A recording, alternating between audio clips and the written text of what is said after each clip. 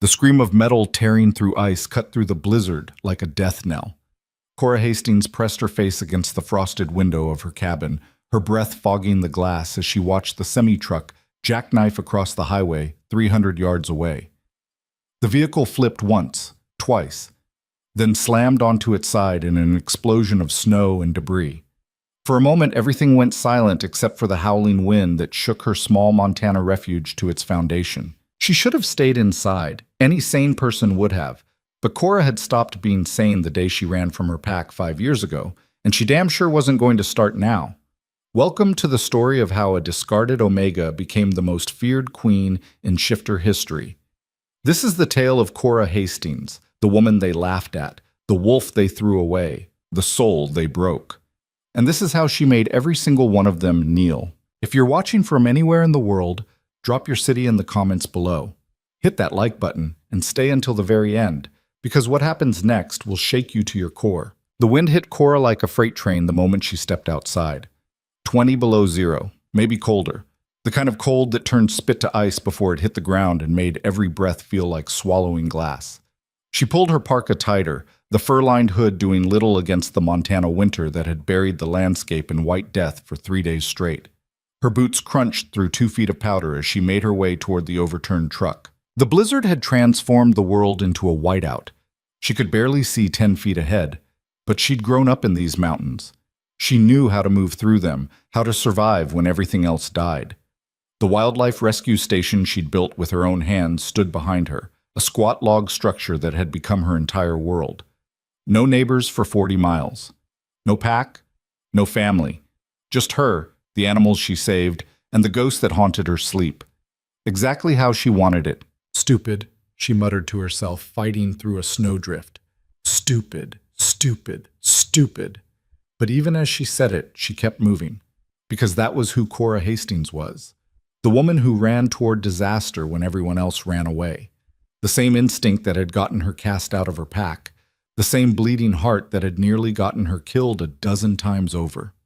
The truck loomed ahead, its undercarriage exposed like the belly of a wounded beast. The trailer had split open, and even from here she could hear something inside. Not the groan of settling metal. Howling. Cora's blood went cold in a way that had nothing to do with the temperature. Wolves. Her wolf stirred inside her for the first time in weeks, pressing against her consciousness with an urgency that made her stumble. She'd been suppressing her shifter nature for so long that feeling it now was like touching a live wire. Wrong. Dangerous. A reminder of everything she'd left behind. She reached the wreckage and grabbed the twisted metal of the trailer door, yanking with strength that shouldn't have belonged to someone her size. The door screamed in protest but gave way, revealing the horror inside. Cages. Dozens of them, stacked too high, each one containing a massive wolf. Oh my God, Cora breathed. These weren't ordinary wolves. Even trapped and terrified, she could see the intelligence in their eyes, the size that marked them as shifters. 25 of them, maybe more, all in their animal forms. Some bleeding from where the crash had thrown them against the bars. Others perfectly still in a way that might have been death or might have been shock.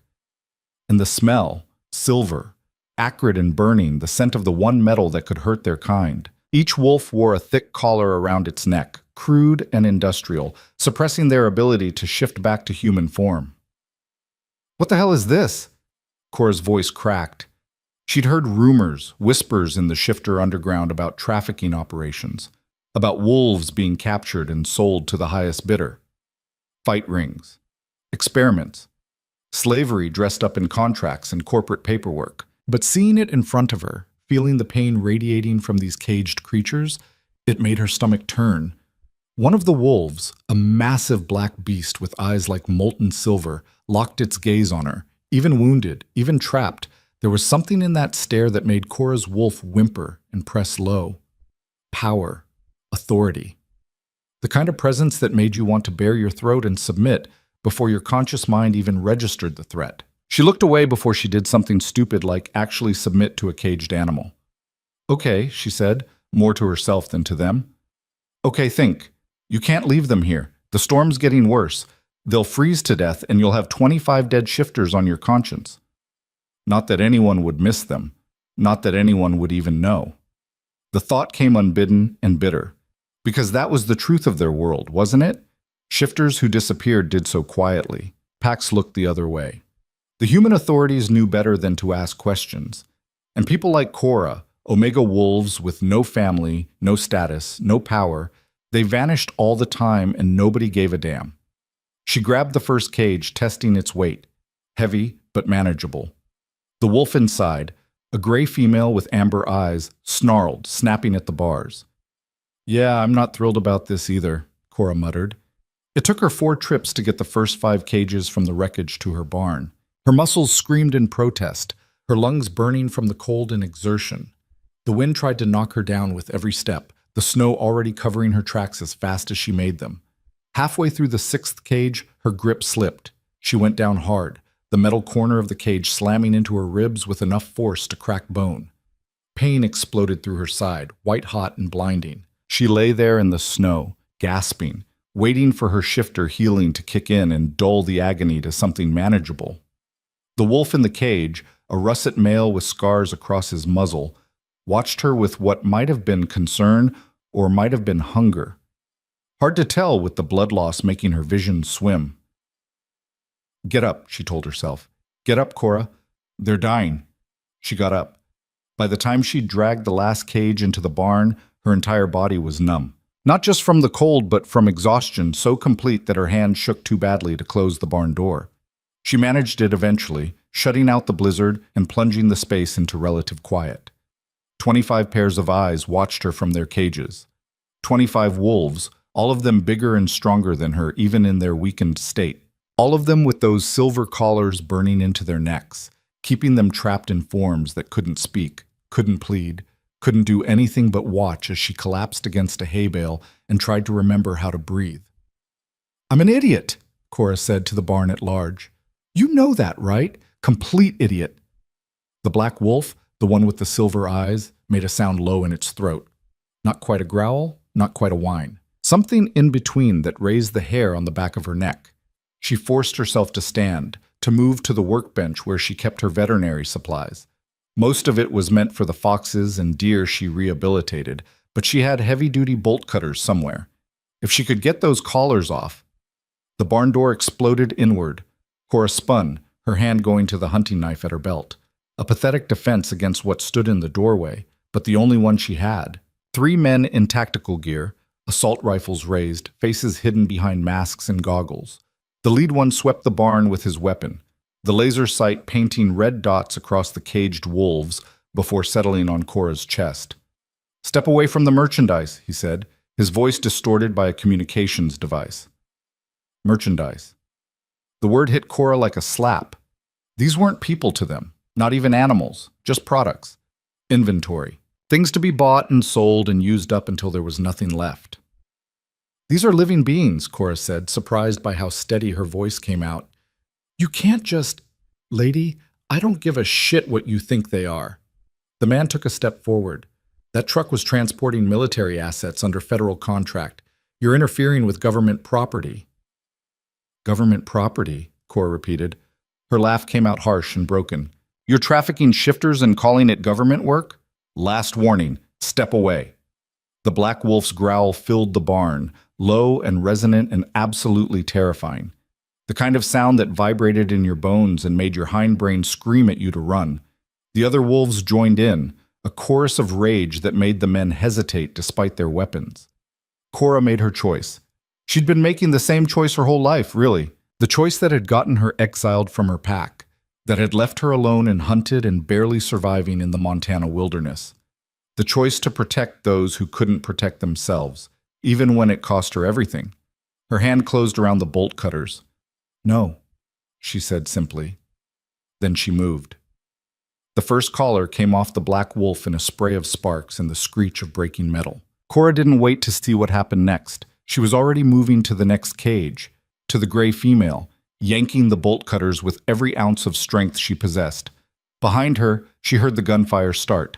But she also heard something else. The sound of cages breaking open from the inside, of massive bodies hitting the ground, of growls turning into roars that shook dust from the rafters. And above it all, a voice, deep and commanding and absolutely inhuman. Kill them all! The barn became a slaughterhouse. Cora kept her head down, kept cutting collars, even as the screaming started, even as the wet sounds of tearing flesh and breaking bones filled the air around her, even as warm blood sprayed across her back and something heavy hit the ground next to her with a thud that made her teeth rattle. She didn't look, couldn't look. If she looked, she'd freeze. If she froze, she'd die. Another collar, another cage, another wolf freed to join the carnage. When silence finally fell, Cora was on her knees in front of the last cage, her hands shaking so badly she could barely work the bolt cutters. The wolf inside, a small brown female who couldn't have been more than a juvenile, pressed against the bars, whimpering. "It's okay," Cora whispered. "It's okay. I've got you." The collar came free. Cora dropped the bolt cutters and slumped forward, her forehead resting against the cage. Every muscle in her body felt like it had been set on fire. Her ribs screamed where the cage had hit her. Her hands were bleeding from a dozen cuts she didn't remember getting, but they were free. All of them. A shadow fell over her. Cora looked up slowly, knowing what she'd see before she saw it. The black wolf stood above her, close enough that she could feel the heat radiating from its body, could smell the blood matting its fur. Not its own blood.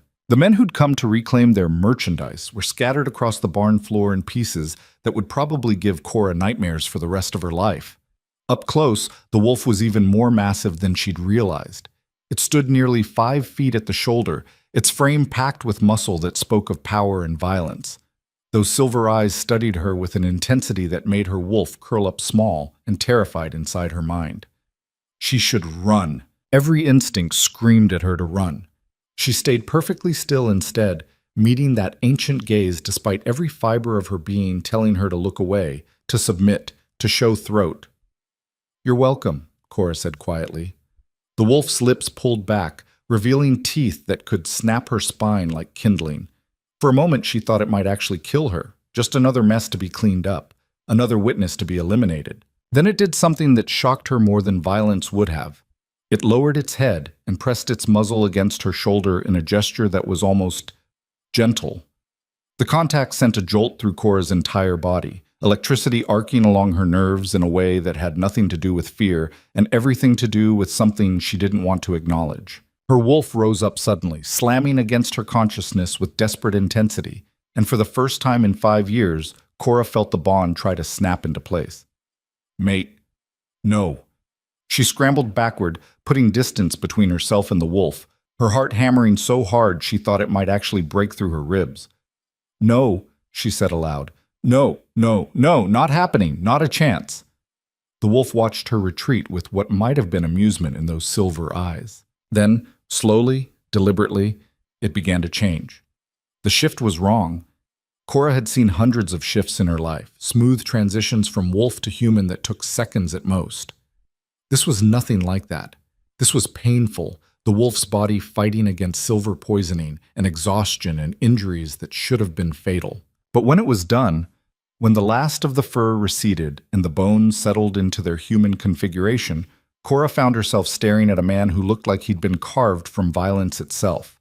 Tall, broad-shouldered, covered in scars that spoke of battles fought and won against impossible odds, dark hair matted with blood and sweat, and those eyes, still silver, still burning with that terrible ancient power that made her want to run and submit and bare her throat all at once. He was also completely naked, but Cora's brain had apparently decided that was the least shocking thing about this situation.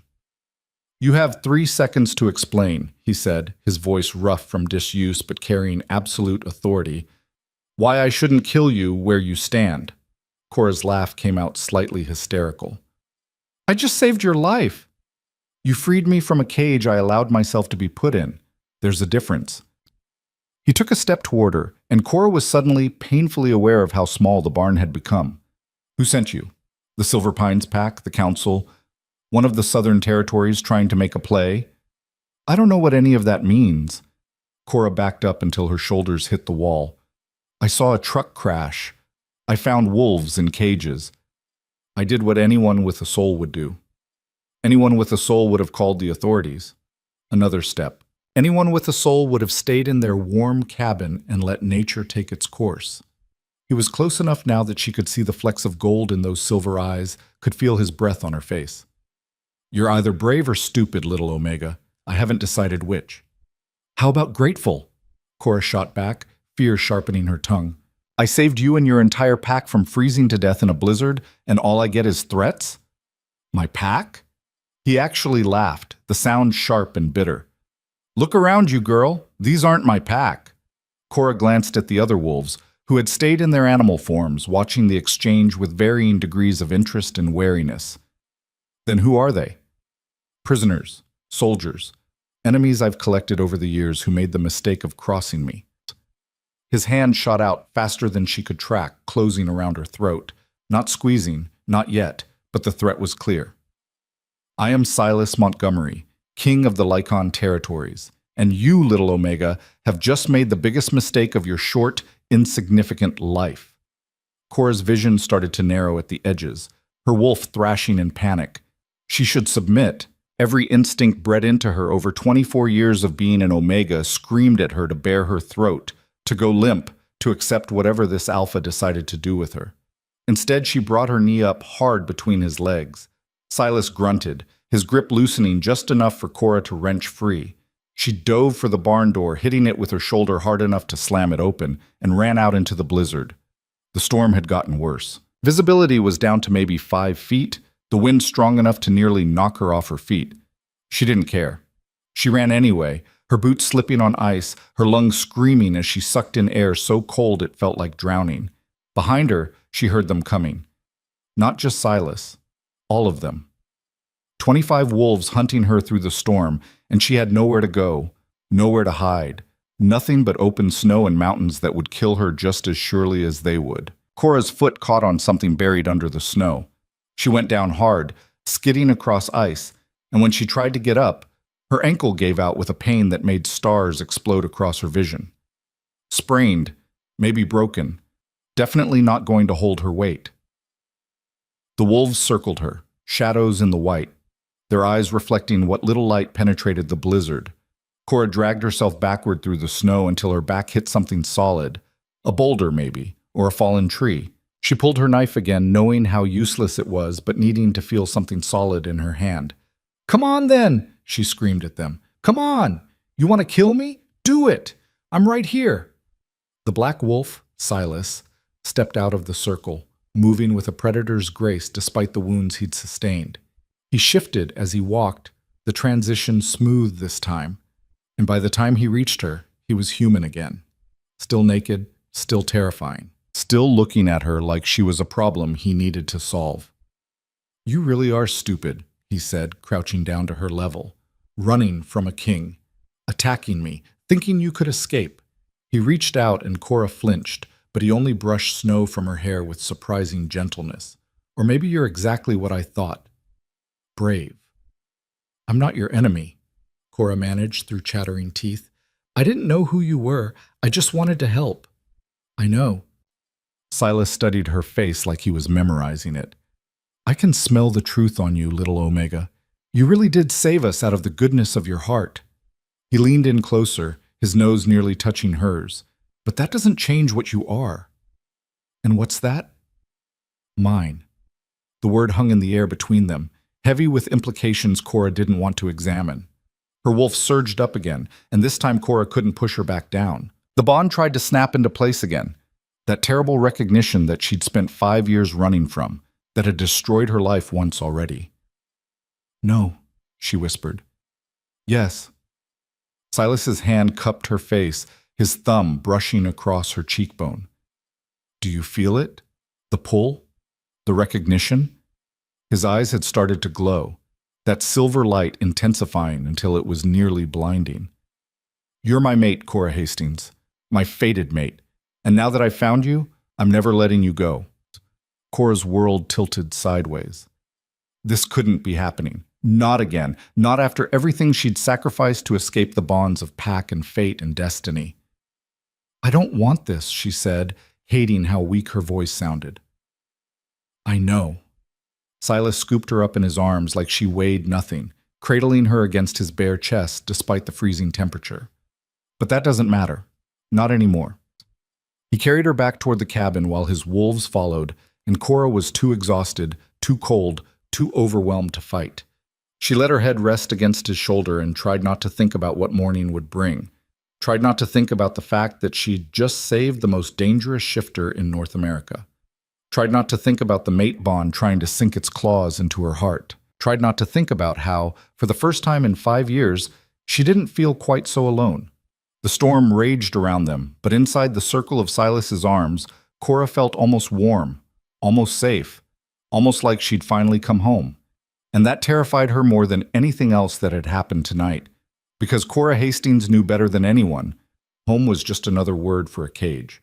And cages, no matter how beautiful, were still prisons.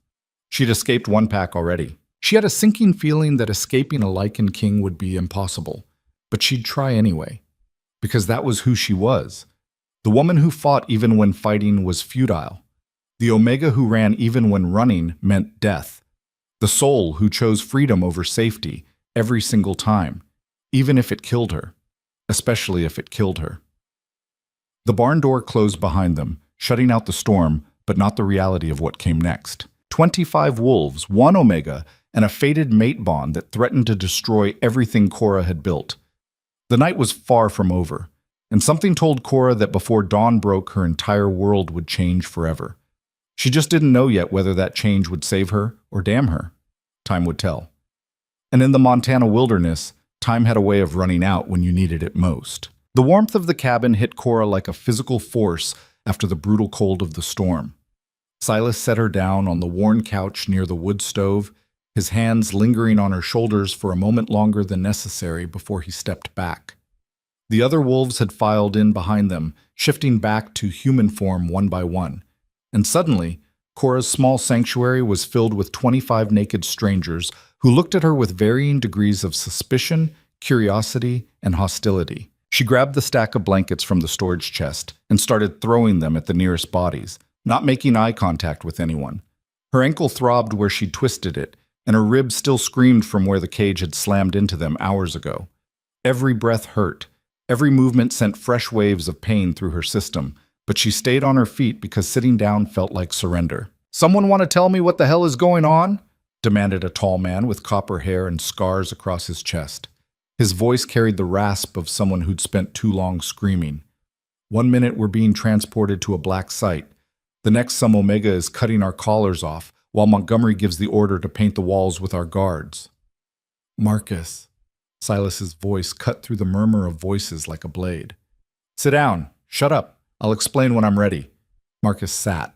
They all did, sinking onto the floor or leaning against walls, wrapping themselves in Cora's blankets while their king stood in the center of the room like violence given form. Cora tried to slip toward the hallway, toward her bedroom, where she could lock the door and pretend this nightmare wasn't happening. Silas caught her wrist without even looking at her. "You stay," he said quietly. "We need to talk." "I don't need to do anything." Cora yanked her arm free, ignoring the way her wolf whimpered at the loss of contact. "This is my home. You want to have your pack meeting or war council or whatever this is? Fine. Do it somewhere else. This isn't a request. And I'm not one of your subjects." She met his eyes, saw the flash of surprise there that she'd dare challenge him.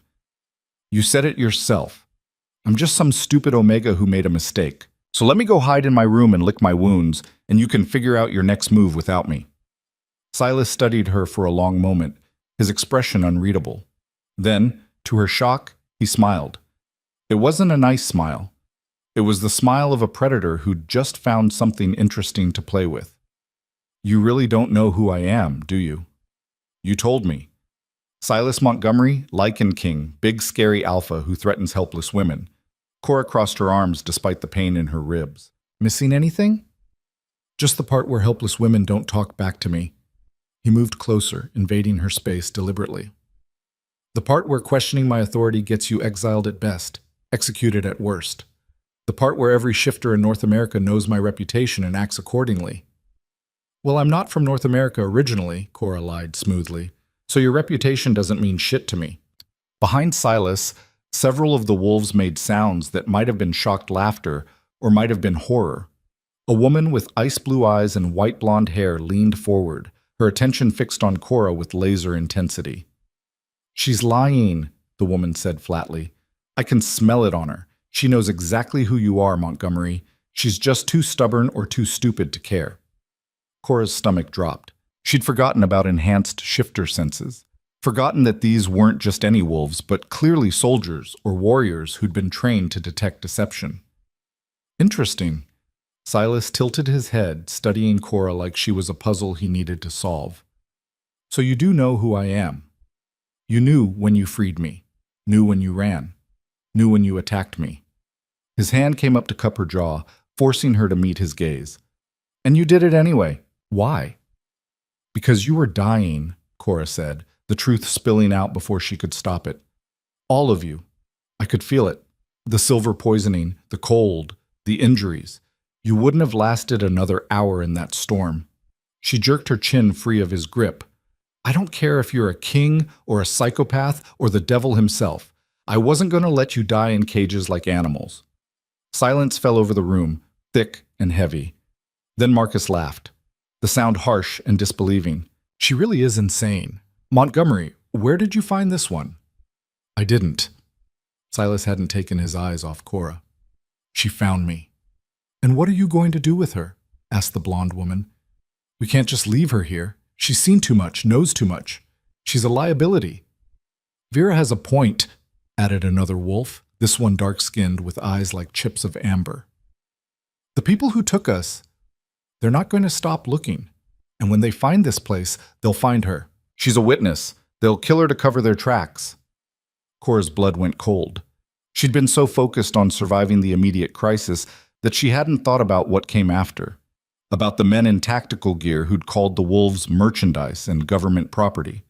About whatever shadowy organization could coordinate the capture and transport of 25 shifters without anyone noticing or caring. "I can handle myself," she said, but her voice came out weaker than she intended. "No," Silas said simply. "You can't. You're an Omega with no pack, no protection, and no idea what kind of enemies you just made." He turned to address the room. "Here's what's going to happen.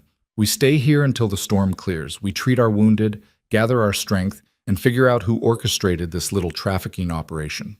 His gaze swung back to Cora. "And she comes with us when we leave." "Absolutely not." Cora took a step back, her wolf rising up in panic.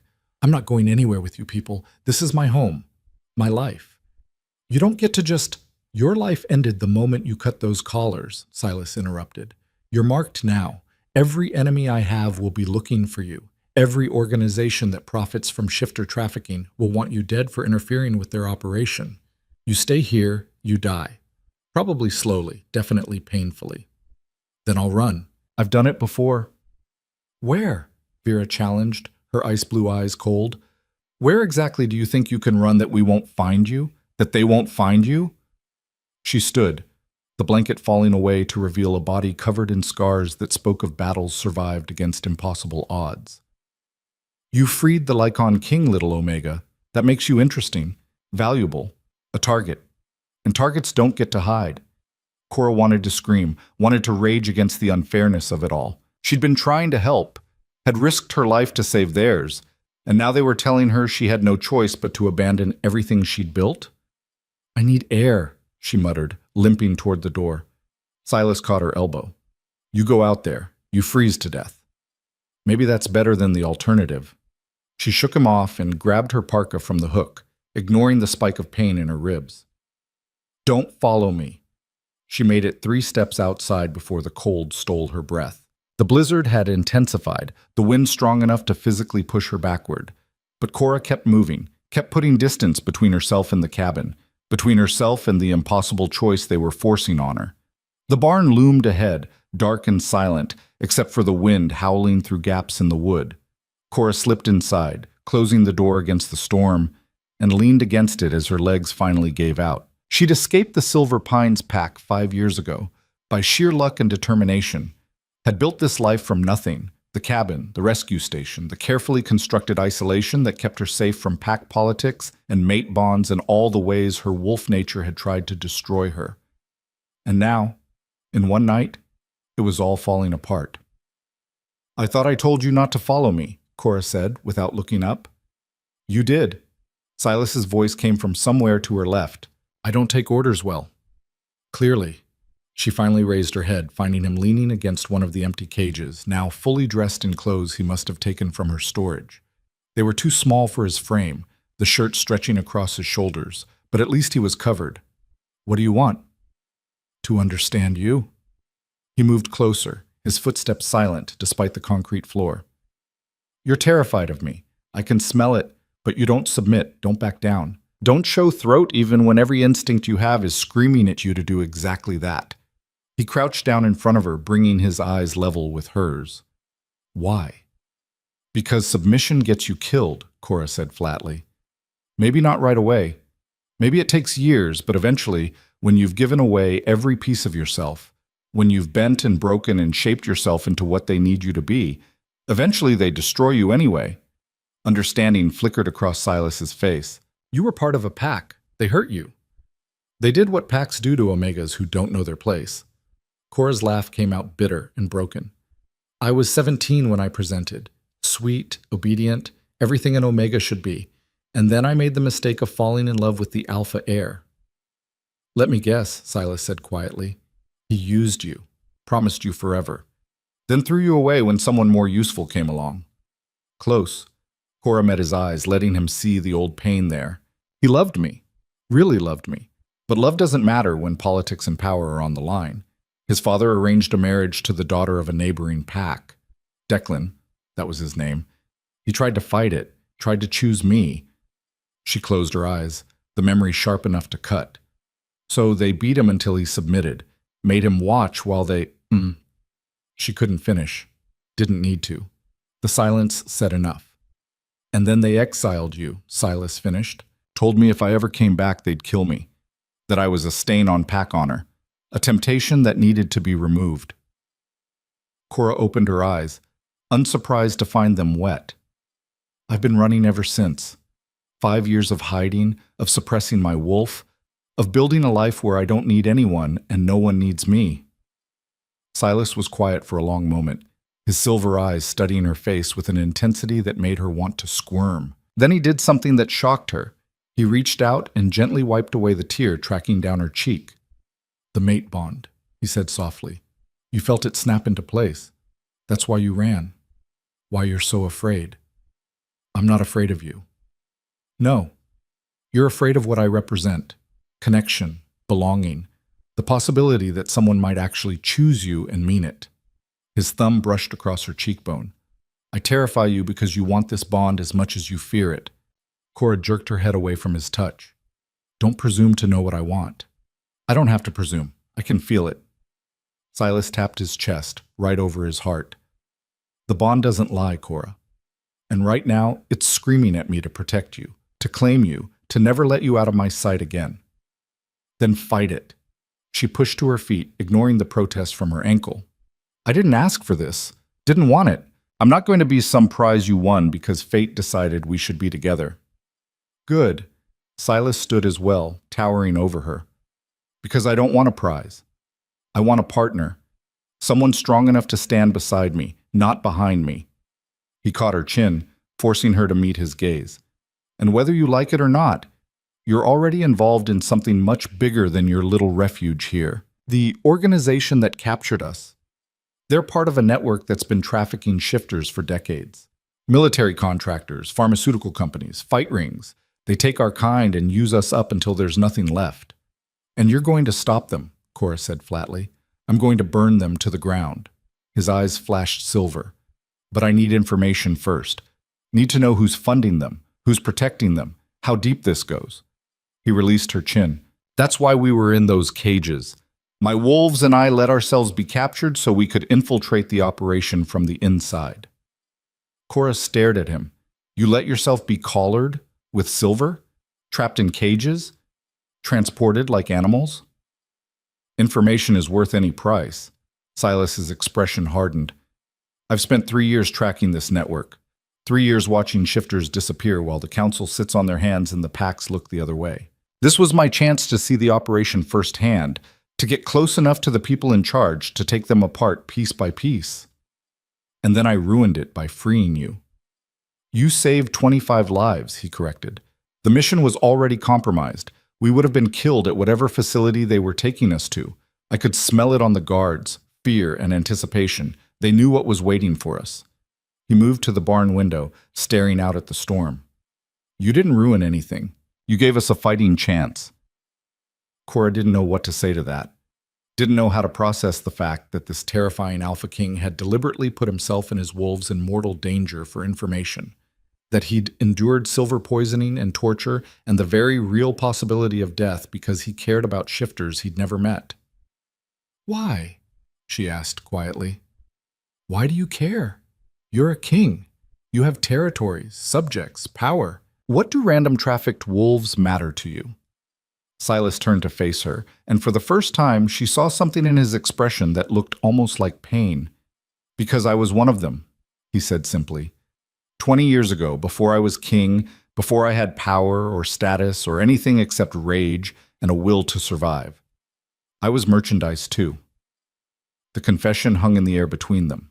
"They took me when I was 14, Silas continued, his voice flat and emotionless in a way that made the words hit harder.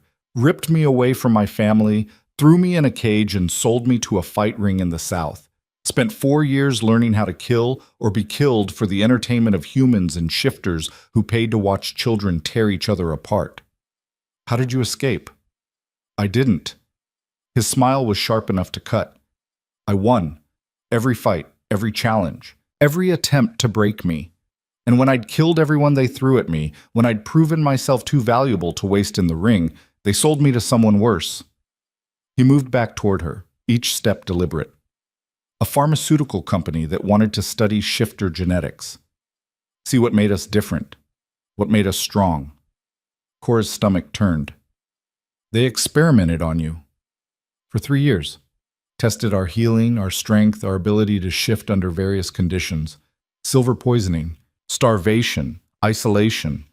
He stopped in front of her. "I survived because I was too stubborn to die and too angry to give up. And when I finally got free, when I killed everyone in that facility and burned it to the ground, I made myself a promise. That you'd never let it happen to anyone else. That I'd hunt down every person involved in that trade and make them pay in blood and screaming." The silver in his eyes intensified. "I took the Lycan throne by force 10 years ago specifically so I'd have the resources and authority to wage this war. And I won't stop until every cage is empty and every trafficker is dead." Cora understood then.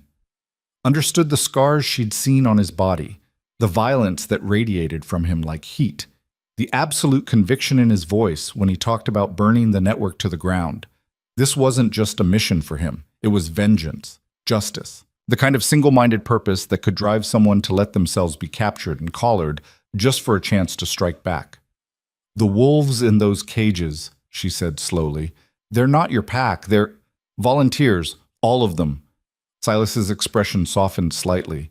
"Warriors who've survived their own hells, who want to make sure no one else goes through what we did. Marcus was in a breeding program.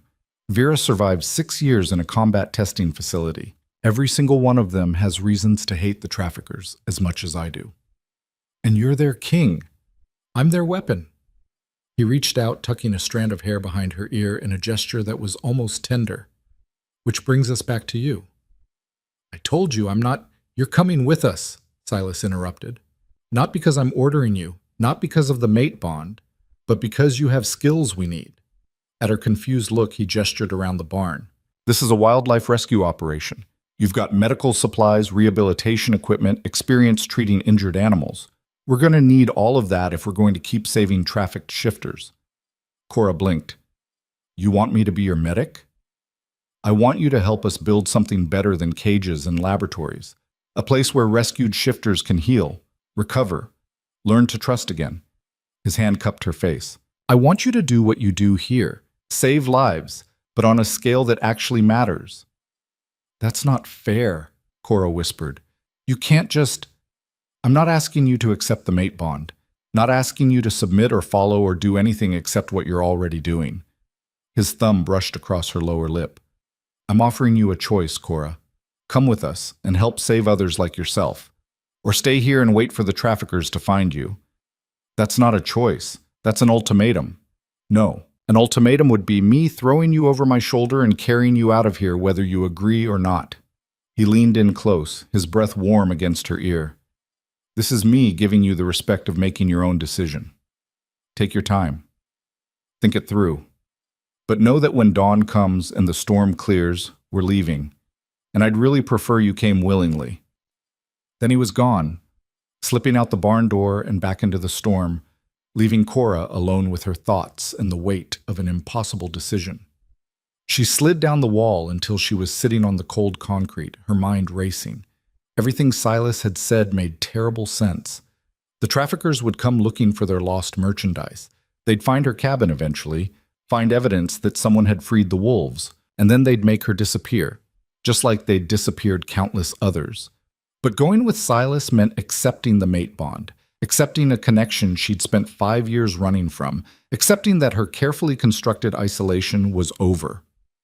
More than that, it meant going back into the world, back to pack politics and shifter territories, and all the violence and cruelty that came with their nature. Cora pulled her knees to her chest, wrapping her arms around them, and let herself cry for the first time since she'd escaped the Silver Pines pack.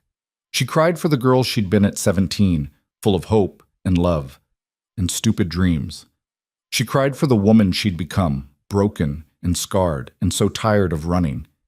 And she cried for the future she'd tried to build here, the peace she'd found in isolation, the safety that was about to be ripped away whether she wanted it or not. When the tears finally stopped, Cora wiped her eyes and made her decision.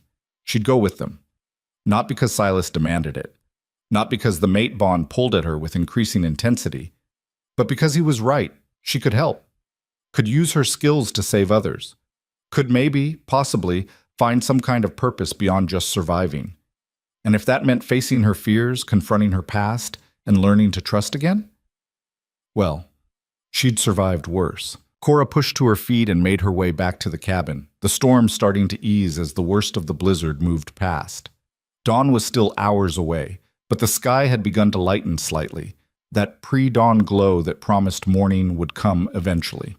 She found Silas standing on her porch, his arms crossed, watching the horizon like he was waiting for an attack that could come from any direction. "I'll go," Cora said without preamble. "I'll help you save the others, but I have conditions." He turned to face her, one eyebrow raised, bold for someone with no leverage. "You said you wanted a partner, not a prize. Partners negotiate." She climbed the porch steps, ignoring the pain in her ankle. "First condition, you don't force the mate bond. We take things slow. Get to know each other like normal people instead of letting instinct and fate decide for us." "Agreed." "Second, I maintain my own space, my own room, my own boundaries.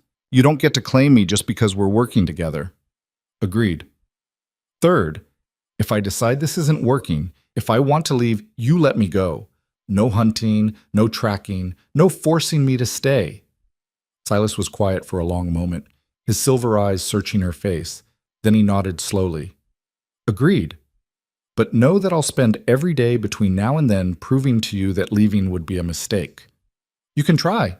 Cora held out her hand. "Deal?" He took her hand, but instead of shaking it, he pulled her close, his free hand sliding around her waist. "Deal." "But Cora, I'm going to win. I'm going to make you mine in every way that matters. And when I do, when you finally accept the bond, it won't be because I forced you. It'll be because you chose me." Then he kissed her. It wasn't gentle, wasn't soft or sweet or any of the things a first kiss should be. It was claiming and possessive and absolutely devastating, his mouth moving against hers with a certainty that made her knees weak and her wolf howl with approval. Cora should have pulled away, should have enforced her boundaries, maintained her distance, reminded him that she'd just said no to the mate bond. Instead, she kissed him back, her hands fisted in his shirt, pulling him closer, and she let herself fall into the sensation of being wanted, being claimed, being connected to someone who wasn't afraid of her strength or her scars or the walls she'd built around her heart. When they finally broke apart, both breathing hard, Silas rested his forehead against hers. "You're going to be the death of me," he murmured. "Good," Cora replied. "Maybe that'll teach you not to kidnap stubborn omegas." His laugh was warm and genuine, transforming his face from terrifying to almost human. I didn't kidnap you. You agreed to come. Under duress. Under negotiated terms that you set.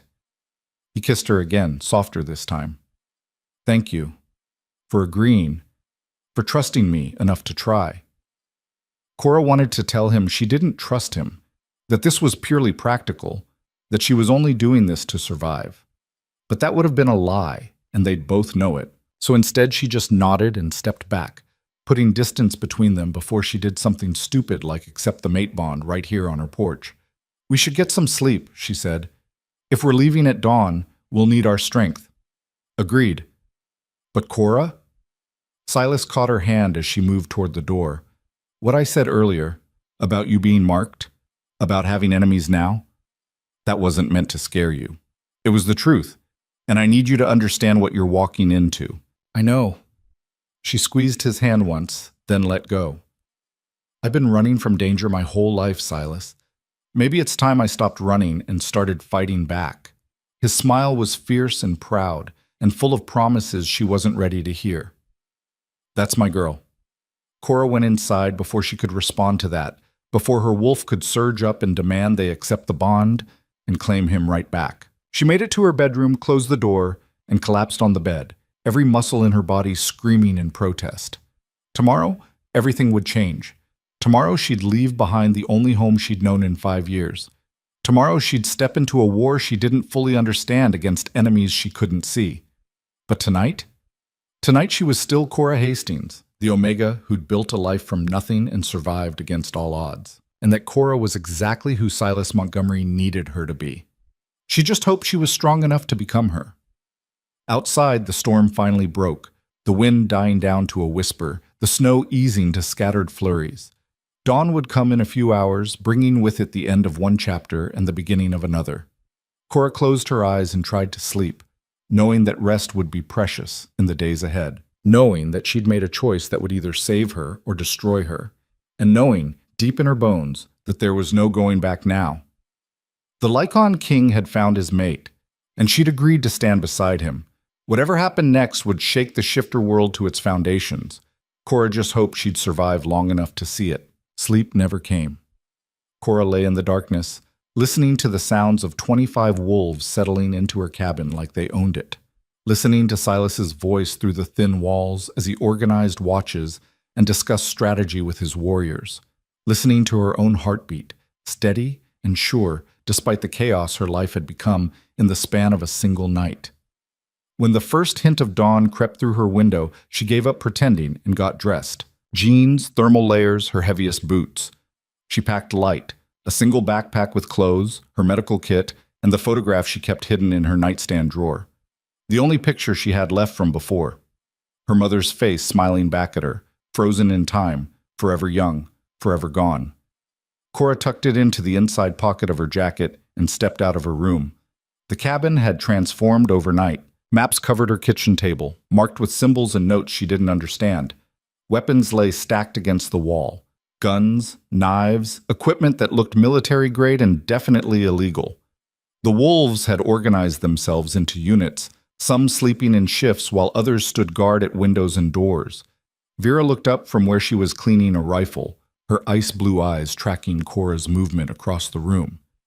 "You actually packed. I had money on you making a run for it." "I don't run anymore," Cora said, surprised to find she meant it. "Smart." Vera set the rifle aside and stood, moving with the fluid grace of someone who'd been a warrior long before she'd been captured. "Running just makes the hunt more fun for them." Silas emerged from Cora's bathroom, his hair wet from a shower he'd taken without asking permission. He'd found clothes that actually fit him, dark tactical pants and a black shirt that looked like they'd been pulled from the equipment stash. His silver eyes found Cora immediately, sweeping over her packed bag with approval. "Ready?" he asked simply. "No." Cora moved to the kitchen, pouring herself coffee from the pot someone had made. "But I don't think that matters." "It matters." He joined her, standing close enough that she could feel the heat radiating from his body. "We can wait another day if you need more time to—" "We can't." Marcus appeared in the doorway, his expression grim. Just got word from our scouts. 3 black SUVs heading up the mountain road.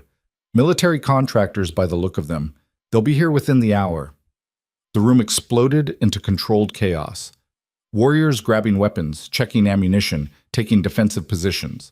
Silas's hand closed around Cora's arm, pulling her away from the window. How many? He demanded. At least 15 that we can see, Marcus reported. But there could be more. They're coming heavy. Assault rifles, body armor, the works. They're here for the wolves, Cora said, her voice steadier than she felt. They tracked them somehow. Or they tracked you. Vera was at the window now, peering through a gap in the curtains. You're the one who freed us. The one who killed their guards. They know someone helped us escape, and this is the only structure for 40 miles. Cora's stomach dropped. She'd brought this down on herself. On all of them. Silas must have sensed her spiraling thoughts because he gripped her shoulders, forcing her to look at him. This isn't your fault. They would have come eventually. We just need to make sure they don't leave alive. 15 against 25, Marcus said. We've faced worse odds. Not in our condition. A wolf Cora didn't know, dark-skinned with tribal scars across his jaw, stepped forward. Half of us are still recovering from silver poisoning. We're weak, slow. If this turns into a prolonged fight, we lose. Then we don't let it become prolonged, Silas said coldly. We hit them hard and fast. No survivors. No evidence. We make this look like they got lost in the storm and never made it back. What about her? Vera jerked her chin toward Cora. She's a liability in a fight. No offense, Omega, but you're not trained for combat. Then I'll stay out of the way, Cora shot back. Give me a weapon and point me at something useful. Silas's smile was sharp and proud. Barn, there's a hunting rifle in the tack room. You know how to use it? I've been living alone in Montana for 5 years. What do you think? I think you're full of surprises. He kissed her forehead quickly, a gesture so casual and intimate it made Cora's breath catch. Stay in the barn. High ground if you can find it. If anyone gets past us and comes for you, I shoot them, Cora finished. I got it. The SUVs came faster than expected. Cora was barely settled into the barn loft, rifle loaded and braced against a hay bale, when she heard the engines. 3 vehicles, just like Marcus had said, pulling up in front of her cabin in a formation that spoke of military training and hostile intent. 15 men emerged, all of them armed, all of them moving with the efficiency of a team that had done this before. The leader, a tall man with a scar bisecting his left eyebrow, raised a megaphone. This is a federal operation, his voice boomed across the snow. We have reason to believe you're harboring stolen government property. Surrender the assets peacefully and no one needs to get hurt. Silence from the cabin. Cora's finger tightened on the trigger, her heart hammering so hard she could hear it in her ears. From her vantage point, she could see everything. The contractors forming up, weapons raised, advancing on the cabin in a textbook assault pattern. She could also see Silas through the kitchen window, his expression calm and cold as he watched them come. Last warning, the leader called. Surrender the assets or we will take them by force. Silas's response was to shoot him through the megaphone. The man's head snapped back, the megaphone exploding in a spray of plastic and blood, and then all hell broke loose. Gunfire erupted from the cabin, the windows shattering as Silas's wolves opened fire with precision that made it clear they'd been waiting for this. The contractors scattered, some diving behind their vehicles, others returning fire wildly, caught off guard by the ferocity of the response. Cora tracked movement through her scope, watching the battle unfold with a detachment that probably should have worried her. She'd never shot anyone before, never even considered it. But as she watched one of the contractors level his rifle at the cabin window where Marcus was firing from, watched him take aim at the wolf who'd survived a breeding program and years of torture, she didn't hesitate. She pulled the trigger. The contractor went down, a red bloom spreading across his chest. Cora's stomach lurched, bile rising in her throat, but she forced it down and chambered another round. No time for guilt, no time for horror, just survival. Another contractor broke from cover, running toward the cabin's side entrance. Cora tracked him, led him slightly, and fired. He stumbled but didn't fall, body armor taking the round. She adjusted, aimed higher, and her second shot caught him in the throat. He went down gurgling. The battle was brutally one-sided. The contractors had numbers and equipment, but they were fighting shifters. Warriors who'd survived hells specifically designed to break them. Wolves who'd spent years learning to kill or be killed. And they were fighting on terrain they'd claimed as their own, defending something that mattered more than money or orders. Within 5 minutes, it was over. Cora lowered her rifle with shaking hands, staring at the carnage below. Bodies scattered in the snow, blood staining the pristine white in patterns that would probably haunt her dreams. The SUVs sat empty, engines still running, windows shattered by gunfire. "Clear!" Marcus called from the cabin. Cora climbed down from the loft on legs that felt like water, her entire body trembling with adrenaline crash. She'd killed 2 men, 2 human beings who'd probably had families, lives, people who would miss them. "Hey." Silas was there suddenly, pulling her against his chest, his hand cradling the back of her head. "Breathe, just breathe." "I killed them," Cora whispered against his shirt. "You protected your pack." His voice was firm, brooking no argument. "That's what we do. We protect our own, no matter the cost." "I don't have a pack." "You do now." He pulled back enough to look at her face, his thumb brushing away tears she hadn't realized she was crying. "The moment you freed us, the moment you agreed to come with me, you became pack, my pack, and we take care of our own." Before Cora could respond, Vera burst into the barn, her expression urgent. "We've got a problem. Found this on one of the bodies." She held up a radio, still crackling with static. A voice came through, cold and professional. "Alpha Team, report. What's your status?" Silas took the radio, his jaw tightening. "How long until backup arrives?" "They're already here," Marcus said from the doorway, his face grim. "Just spotted 2 helicopters inbound from the south. Military grade. We've got maybe 3 minutes." "We can't fight helicopters," the scarred wolf, Cora had learned his name was Chen, said flatly. "Not in open ground. They'll cut us to pieces." Silas was already moving, his mind clearly racing through options. "Cora, do you have a vehicle?" "Old truck in the shed. Hasn't been started in months." "Get it running. Vera, Chen, grab whatever supplies we can carry. Marcus, rig the cabin to blow. I want nothing left for them to trace." His eyes found Cora's. "How well do you know these mountains?" "Better than anyone." She understood what he was asking. "There's an old mining road about 2 miles north. Rough terrain, but it'll get us down the mountain without using the main highway. Can your truck handle it?" "If we're lucky." Cora was already running for the shed, Silas matching her pace. "If we're not, we're walking." The truck was a rusted piece of shit that she'd bought for $500 and had been meaning to fix for 3 years. It took 2 tries to get the engine to turn over, black smoke belching from the exhaust. But it started. "Everyone in!" Silas roared. "Move, move, move!" 25 wolves piled into and onto the truck bed, weapons and supplies thrown in haphazardly. Cora slid behind the wheel, her hands shaking as she threw the transmission into gear. The truck lurched forward, engine screaming in protest, just as the helicopters crested the ridge. "Go!" Silas shouted from the passenger seat. Cora went. The truck bounced over rough terrain, barely holding together as she pushed it to speeds it was never meant to reach. Behind them, the cabin exploded in a fireball that lit up the dawn sky. Marcus's handiwork ensuring nothing remained but ash and questions. The helicopters pursued, their searchlights sweeping the ground, bullets chewing up snow and earth behind the fleeing truck. Cora jerked the wheel left, then right, following a path only she could see, using every trick she'd learned in 5 years of navigating these mountains. "There!" She pointed ahead where the ground dropped away into a steep ravine. "The mining road. It goes down through there. They can't follow in helicopters." "They'll land and pursue on foot," Vera called from the truck bed. "Then we make sure we're long gone before they can organize." Silas braced himself as Cora sent the truck careening down an incline that was more cliff than road. "How far to the nearest town?" 40 miles, but we can't go there. Too exposed." Cora fought the wheel as the truck skidded on ice. "There's an abandoned mining complex about 20 miles south. We can hole up there, regroup." "Do it." The truck barely made it. By the time they reached the mining complex, a collection of dilapidated buildings and rusted equipment slowly being reclaimed by the forest, the engine was making sounds that suggested it would never run again. Cora didn't care. They'd made it. They were alive.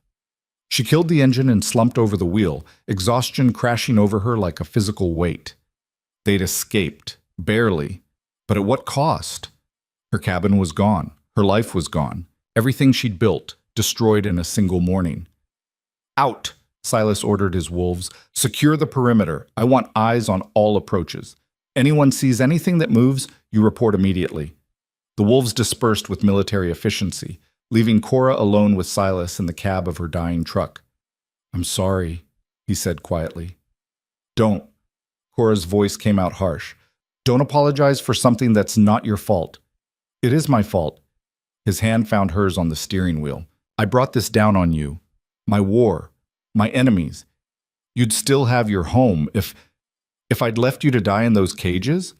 Cora turned to face him. If I'd chosen safety over doing what was right? She laughed, the sound bitter. I've been choosing safety my whole life, Silas. Look where it got me. Alone, hiding, barely surviving. She squeezed his hand. Maybe it's time I chose something different. Before he could respond, Marcus appeared at the driver's side window, his expression urgent. We've got incoming. Single vehicle. Civilian truck, looks like. One occupant. Silas was out of the truck in an instant, weapon drawn. Cora followed, her legs protesting the movement, her entire body screaming for rest she couldn't afford. The truck that pulled into the complex was newer than hers, but not by much. When the driver's door opened, Cora's entire world tilted sideways. She knew that face. Would know it anywhere, even after 5 years. Declan Hayes, alpha heir of the Silver Pines pack. The man who'd promised to love her forever. The man who'd watched them beat her and done nothing. The man she'd spent 5 years running from. He looked older, harder. There was a new scar across his jaw, and his eyes held a coldness that hadn't been there when she'd known him. But it was definitely him. Hello, Cora, Declan said, his voice sending ice down her spine. Miss me? Silas moved between them immediately, his body language screaming threat. You have 3 seconds to explain why I shouldn't kill you where you stand. Because I'm not here for a fight. Declan raised his hands, showing he was unarmed. I'm here to collect what belongs to me. Nothing here belongs to you, Silas growled. Cora does. Declan's eyes locked on her over Silas's shoulder. She's Silver Pines pack property. Exiled, yes, but still bound by pack law, which means her fate is mine to decide. The hell I am, Cora spat, her shock crystallizing into rage. You lost any claim to me the day you let them throw me out. I had no choice. You had every choice. She pushed past Silas, getting in Declan's face despite the fact that he was twice her size and radiating alpha dominance. You could have fought for me, could have chosen me over pack politics, but you didn't. You stood there and watched them destroy me, and you did nothing. I tried. Not hard enough. Cora's hands were shaking, not from fear, but from 5 years of suppressed rage finally finding a target. So whatever you think you're here for, whatever you think gives you the right to show up now, you can shove it. I'm not pack property. I'm not your Omega. I'm nothing to you. Declan's expression hardened. You don't get to decide that. Pack law is clear. You were exiled, not released, which means you're still bound to Silver Pines, still subject to our authority. She's Lycan now, Silas said, his voice dropping into registers that made every wolf in earshot shudder. She's under my protection, mine to protect, mine to claim. And if you think pack law gives you authority over my mate, you're even stupider than you look. The word mate hung in the air like a bomb. Declan's eyes widened, then narrowed with calculation. You haven't marked her, haven't completed the bond, which means your claim isn't legitimate. Yet, Silas corrected. My claim isn't legitimate yet. Give me a reason and I'll fix that right now. Stop. Cora stepped between them, her heart hammering. Both of you, just stop. I'm not a piece of property you get to fight over. She turned to Declan. How did you even find me? I've always known where you were. His smile was cruel. Did you really think I'd let you disappear completely? I've had trackers on you since the day you ran, waiting for the right moment to bring you home. Cora felt sick. 5 years. 5 years she'd thought she was free, thought she was safe, and all along he'd been watching, waiting. Why now? She demanded. Why come for me now? Because you've become interesting. Declan pulled out his phone, showing her a photograph that made her blood run cold. It was her, clearly visible in the barn loft, rifle raised, taking aim at the contractors. You killed federal agents. Helped the most wanted shifter in North America escape custody. You're not just some pathetic Omega anymore, Cora. You're valuable. To who? To people who matter. People who pay very well for information about the Lycan King and his operations. Declan's smile widened. See, when I realized you'd gotten tangled up with Montgomery, I made some calls, reached out to some contacts. And wouldn't you know it, there's a bounty on anyone who can deliver information about his network. Locations, numbers, plans. Understanding crashed over Cora like freezing water. You're working with the traffickers. I'm working with people who recognize opportunity when they see it. Declan pocketed his phone. The way I see it, you've got two choices. Come back to Silver Pines willingly, accept your place in the pack, and maybe I'll convince my father to be lenient about the whole murder thing. Or resist. Force me to take you by force, and spend whatever's left of your life in a cage making up for the revenue you cost my new business partners. Silas moved so fast, Cora didn't see it coming. One moment Declan was standing there smirking, the next he was on the ground with Silas's hand around his throat, silver claws extended and pressed against the pulse point. Third option, Silas said conversationally. I kill you here and now, scatter your body parts across the mountain, and make sure your pack knows exactly what happens to wolves who threaten what's mine. Kill me and you start a war, Declan choked out. Silver Pines isn't some minor pack you can push around, Montgomery. We've got alliances, resources. You kill an alpha heir, you'll have half the Western Territories calling for your head. Worth it. Silas, wait. Cora put her hand on his arm, feeling the tension thrumming through him. Let him go. Cora, let him go, she repeated. I need to hear this. I need to understand. She met Declan's eyes as Silas reluctantly released him. You're working with traffickers, selling out your own kind for money. How did you become this? Declan stood, rubbing his throat, his expression shifting to something almost regretful. I became what I needed to be to survive, just like you did. We're not so different, Cora. We're nothing alike. No? You ran from your pack, built a new life in isolation, and now you're shacking up with the most dangerous alpha in existence because it suits your survival. He straightened his jacket. I'm just doing the same thing, making alliances that benefit me, playing the game smarter than everyone else. The game? Cora's laugh was hollow. You're helping enslaved shifters, torture them, use them up and throw them away. That's not a game, Declan. That's evil. It's business. He moved back toward his truck, clearly done with the conversation. And business is about to get very good. See, I didn't come here alone. I came here to verify my information before I made the call. He pulled out his phone again. And now that I know for sure that you've thrown in with Montgomery, that you're harboring 25 escaped assets worth millions. He never finished the sentence. Cora moved on instinct, her hand finding the pistol at Silas's hip, raising it, and firing in one smooth motion. The bullet caught Declan in the shoulder, spinning him around. He hit the ground hard, blood spreading across the snow. You shot me, he gasped, genuine shock in his eyes. You actually shot me. Next one goes between your eyes, Cora said, her voice eerily calm despite her racing heart. Drop the phone. You won't kill me. You don't have it in you. Try me. She chambered another round. I killed 2 men this morning. What's one more? Declan stared at her for a long moment, seeing something in her expression that made his face go pale. Slowly, carefully, he set the phone on the ground and kicked it toward her. Marcus scooped it up, checking it quickly. No calls made. He was telling the truth. He came here to verify before reporting. Then we have a problem, Vera said grimly. He knows where we are, knows what we're planning. We can't let him leave. You can't keep me here forever, Declan said, clutching his bleeding shoulder. Silver Pines will come looking, and when they find out you're holding me, they'll what? Silas crouched down next to him. Start a war? Please do. I've been looking for an excuse to dismantle your pack for years. You've just handed me the perfect justification. Silas, Cora lowered the gun, exhaustion crashing over her. We can't kill him. If we do, everything he said is true. Silver Pines will come for us with everything they have.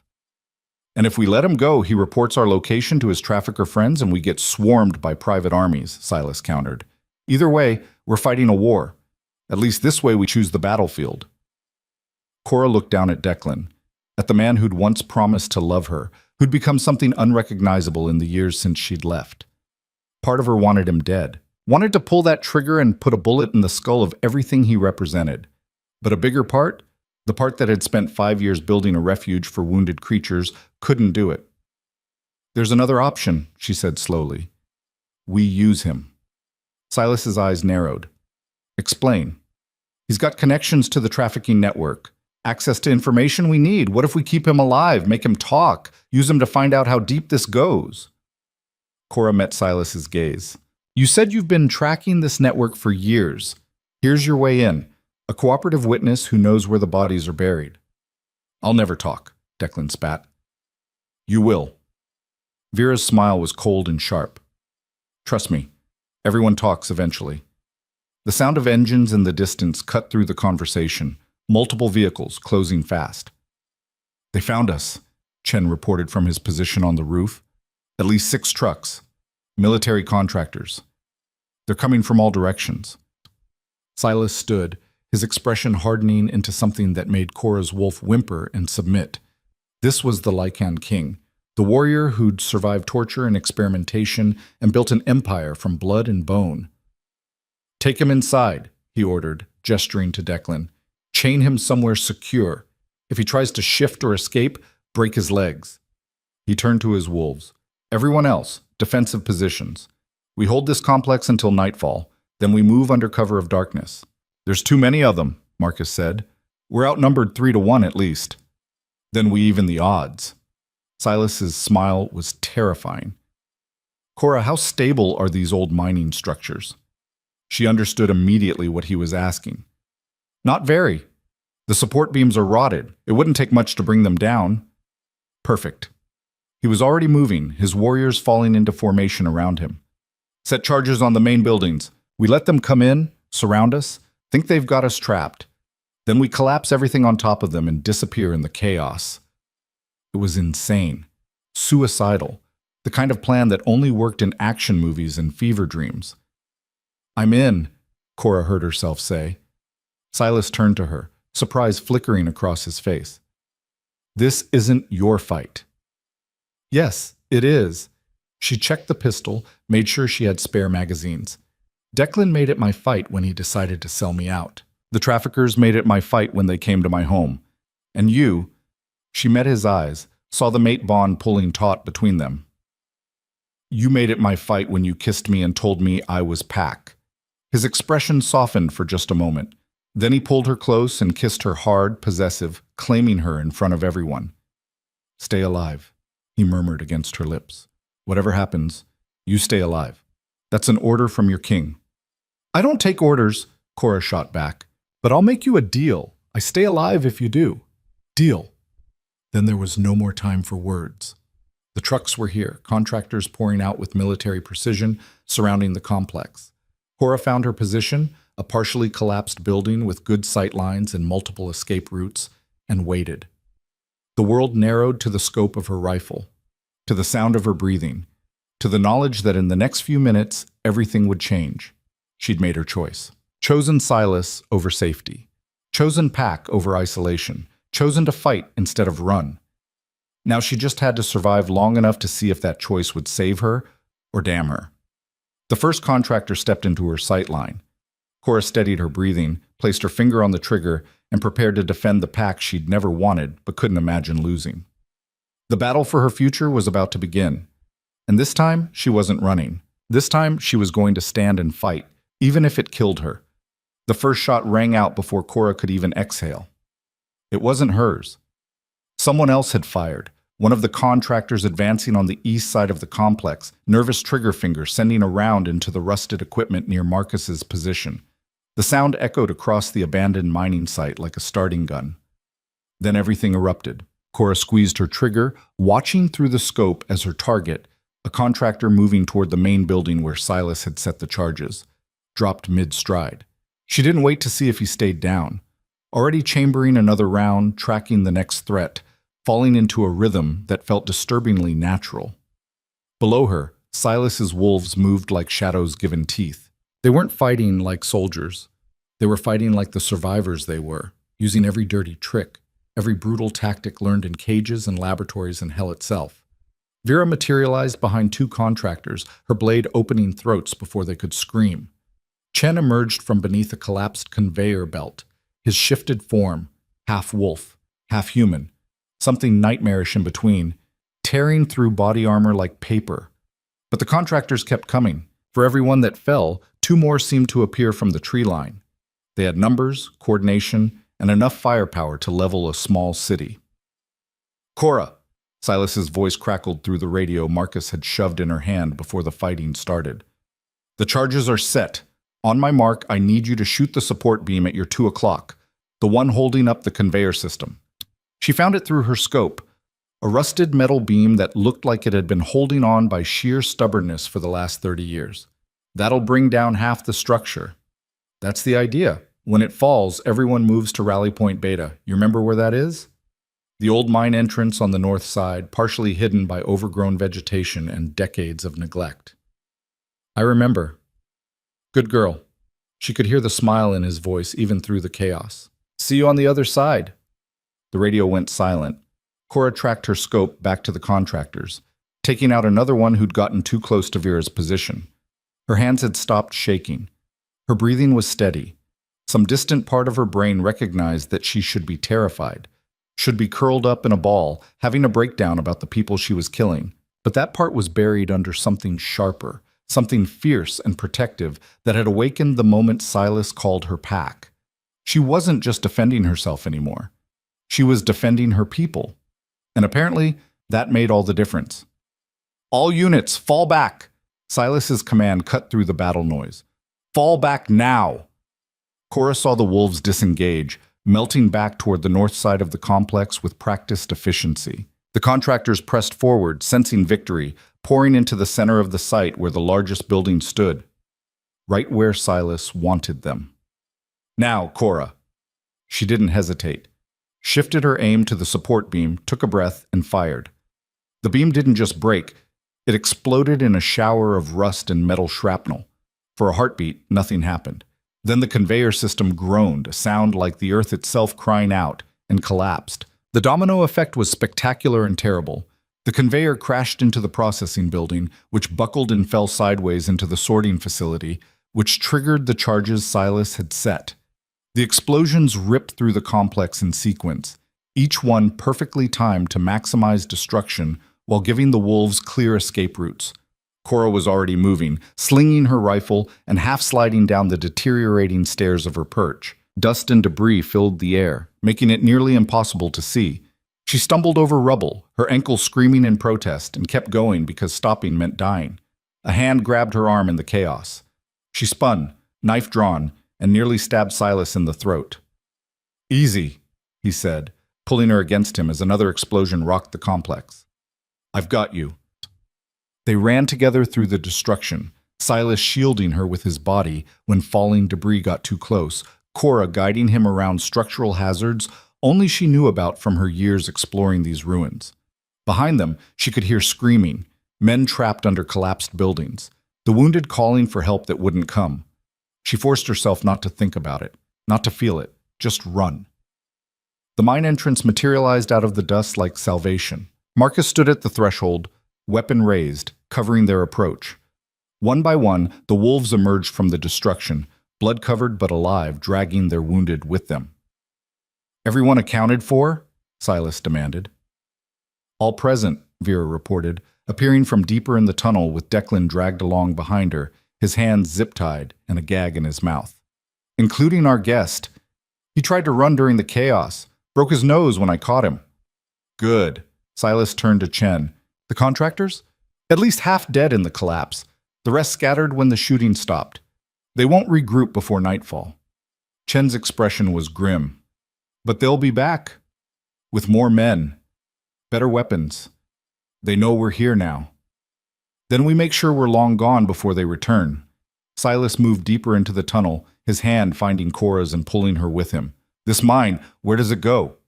It's a whole network, Cora said, her mind racing. Tunnels running for miles under the mountain. Most of them are collapsed or flooded, but there are a few that still connect to old access points on the other side of the range. How far? 10 miles? Maybe 12? It'll take hours in the dark and it's dangerous. Cave-ins, bad air, sections that might give way if we're not careful. Better than facing another army above ground. Silas raised his voice so everyone could hear. We go through. Stay together, watch your footing, and if anyone sees structural instability, you call it out immediately. Understood? A chorus of affirmatives echoed through the tunnel.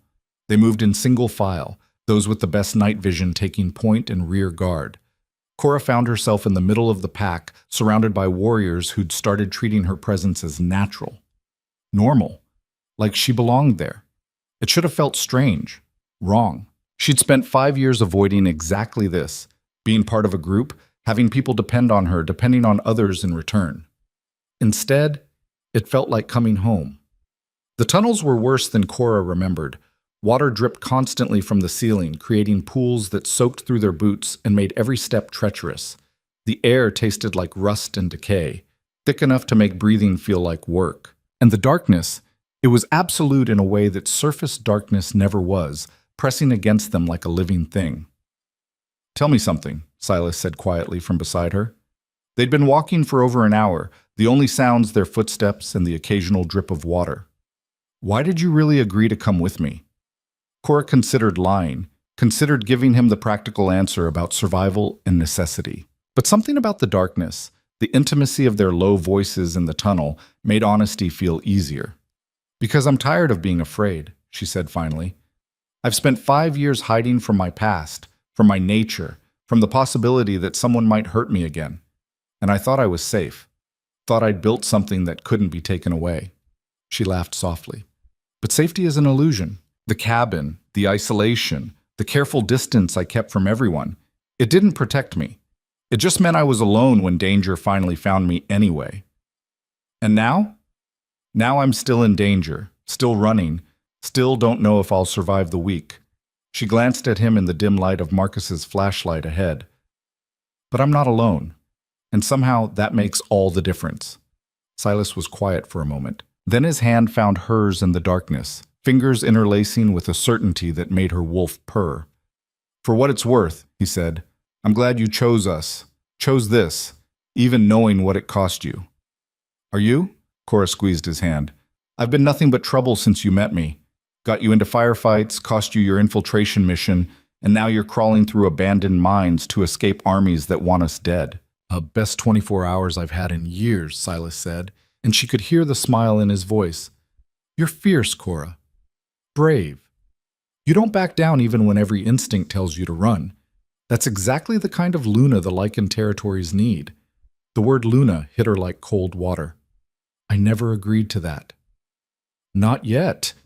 His thumb traced circles on her palm. But you will. Because underneath all that fear and resistance, you know we're meant for this. Meant for each other. Before Cora could respond, Vera's voice cut through from up ahead. We've got a problem. The tunnel had widened into a larger chamber, the ceiling soaring up into darkness.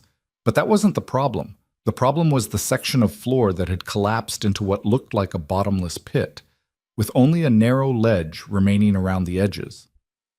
How stable is that ledge? Silas asked. Chen knelt at the edge, testing it carefully. It'll hold 1, maybe 2 people at a time. But we try to cross as a group and the whole thing goes. Then we go 1 at a time. Silas turned to his wolves. Lightest first, heaviest last. If the ledge starts to give way, whoever's crossing gets priority. Everyone else retreats back down the tunnel. It took almost 30 minutes to get everyone across. 30 minutes of holding their breath, of watching warriors who'd survived impossible odds inch along a crumbling ledge barely wider than their boots. Cora went somewhere in the middle, her heart in her throat the entire time, stones breaking away under her feet and disappearing into the darkness below. She'd almost made it when her injured ankle gave out. Cora pitched sideways, scrabbling for purchase on the wall, but her fingers found only wet rock that offered no grip. For a terrible moment, she was falling, the darkness rushing up to swallow her. Then Silas's hand locked around her wrist. He'd crossed ahead of her, had been waiting on the safe side, and now he hauled her up with strength that shouldn't have been possible for someone who'd spent the last day fighting and running. "I've got you," he said, pulling her against his chest once she was on solid ground. "Always." Cora's legs were shaking, her whole body trembling with adrenaline. That was too close. "But you didn't fall." He kissed her forehead. "You never fall, do you? No matter how hard they try to push you."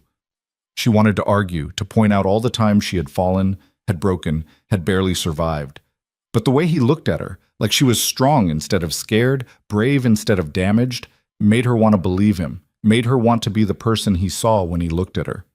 The rest of the crossing went smoothly, even Declan making it across under Vera's none-too-gentle guidance.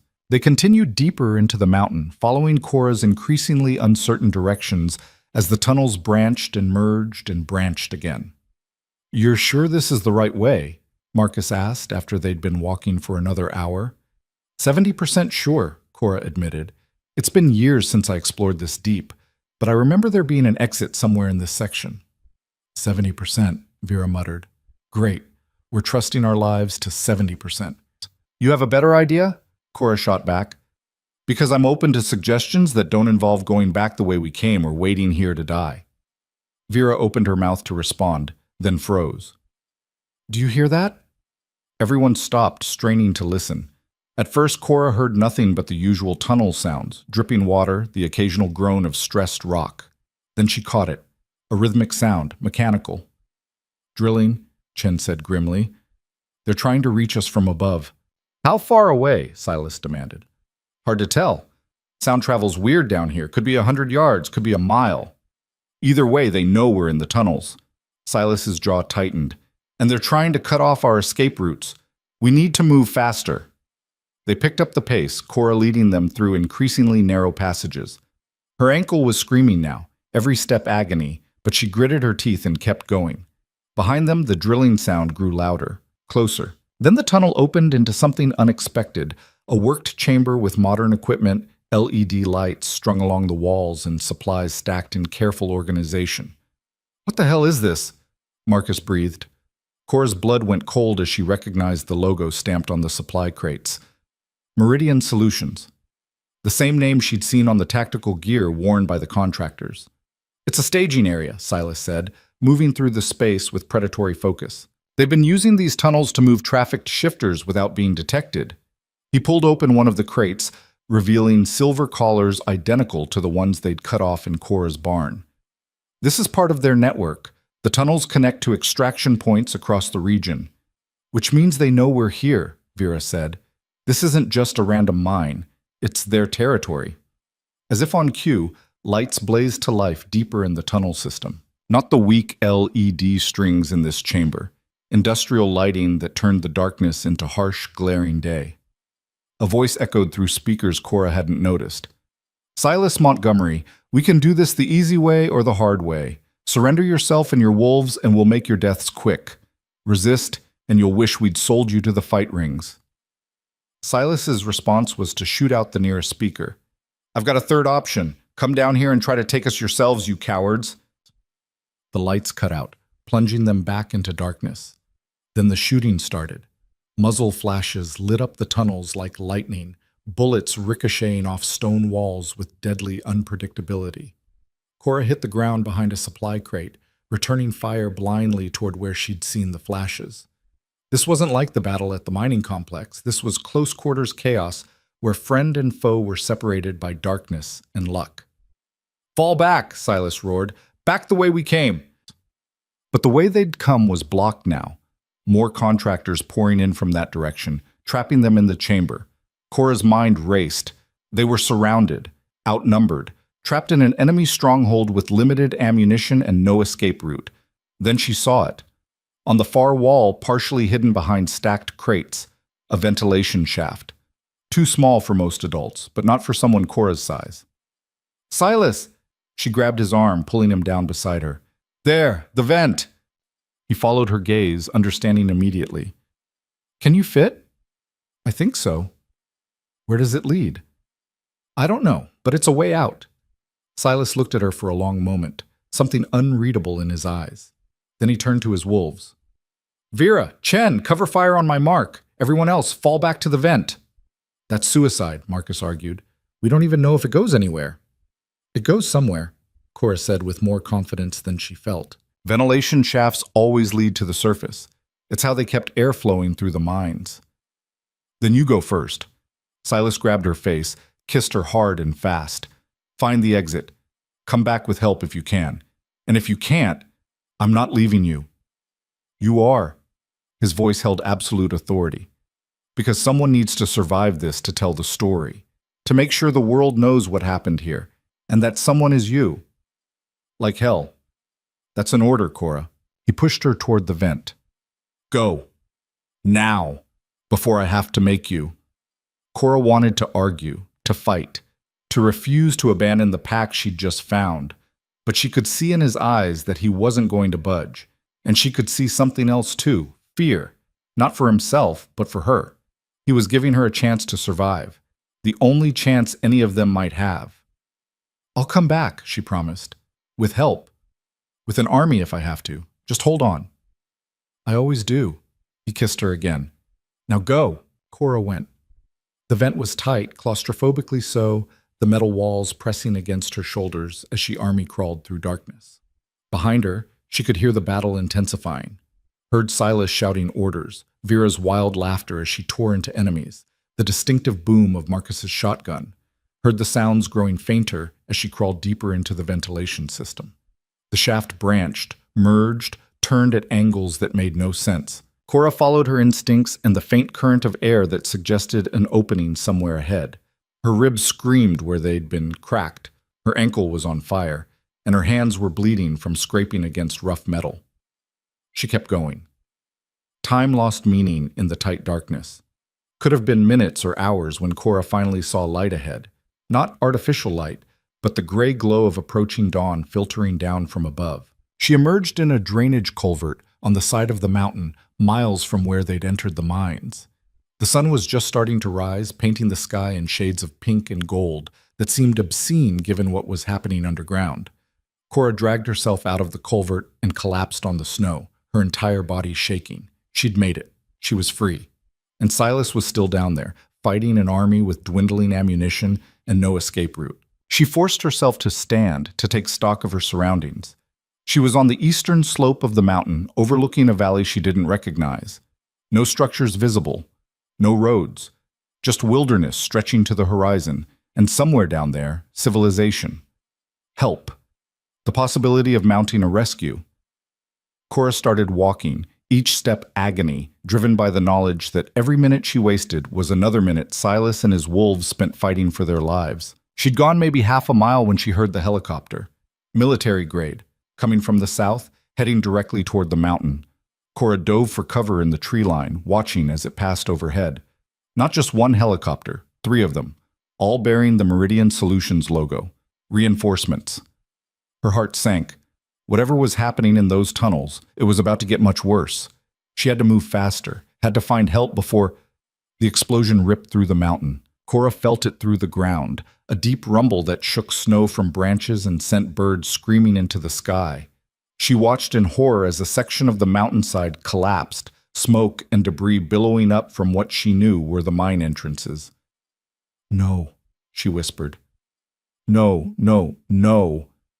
They'd blown the tunnels, brought down the entire network to bury Silas and his wolves alive.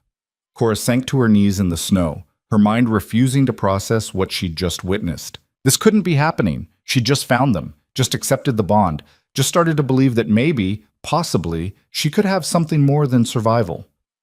And now they were gone, buried under tons of rock with no chance of rescue.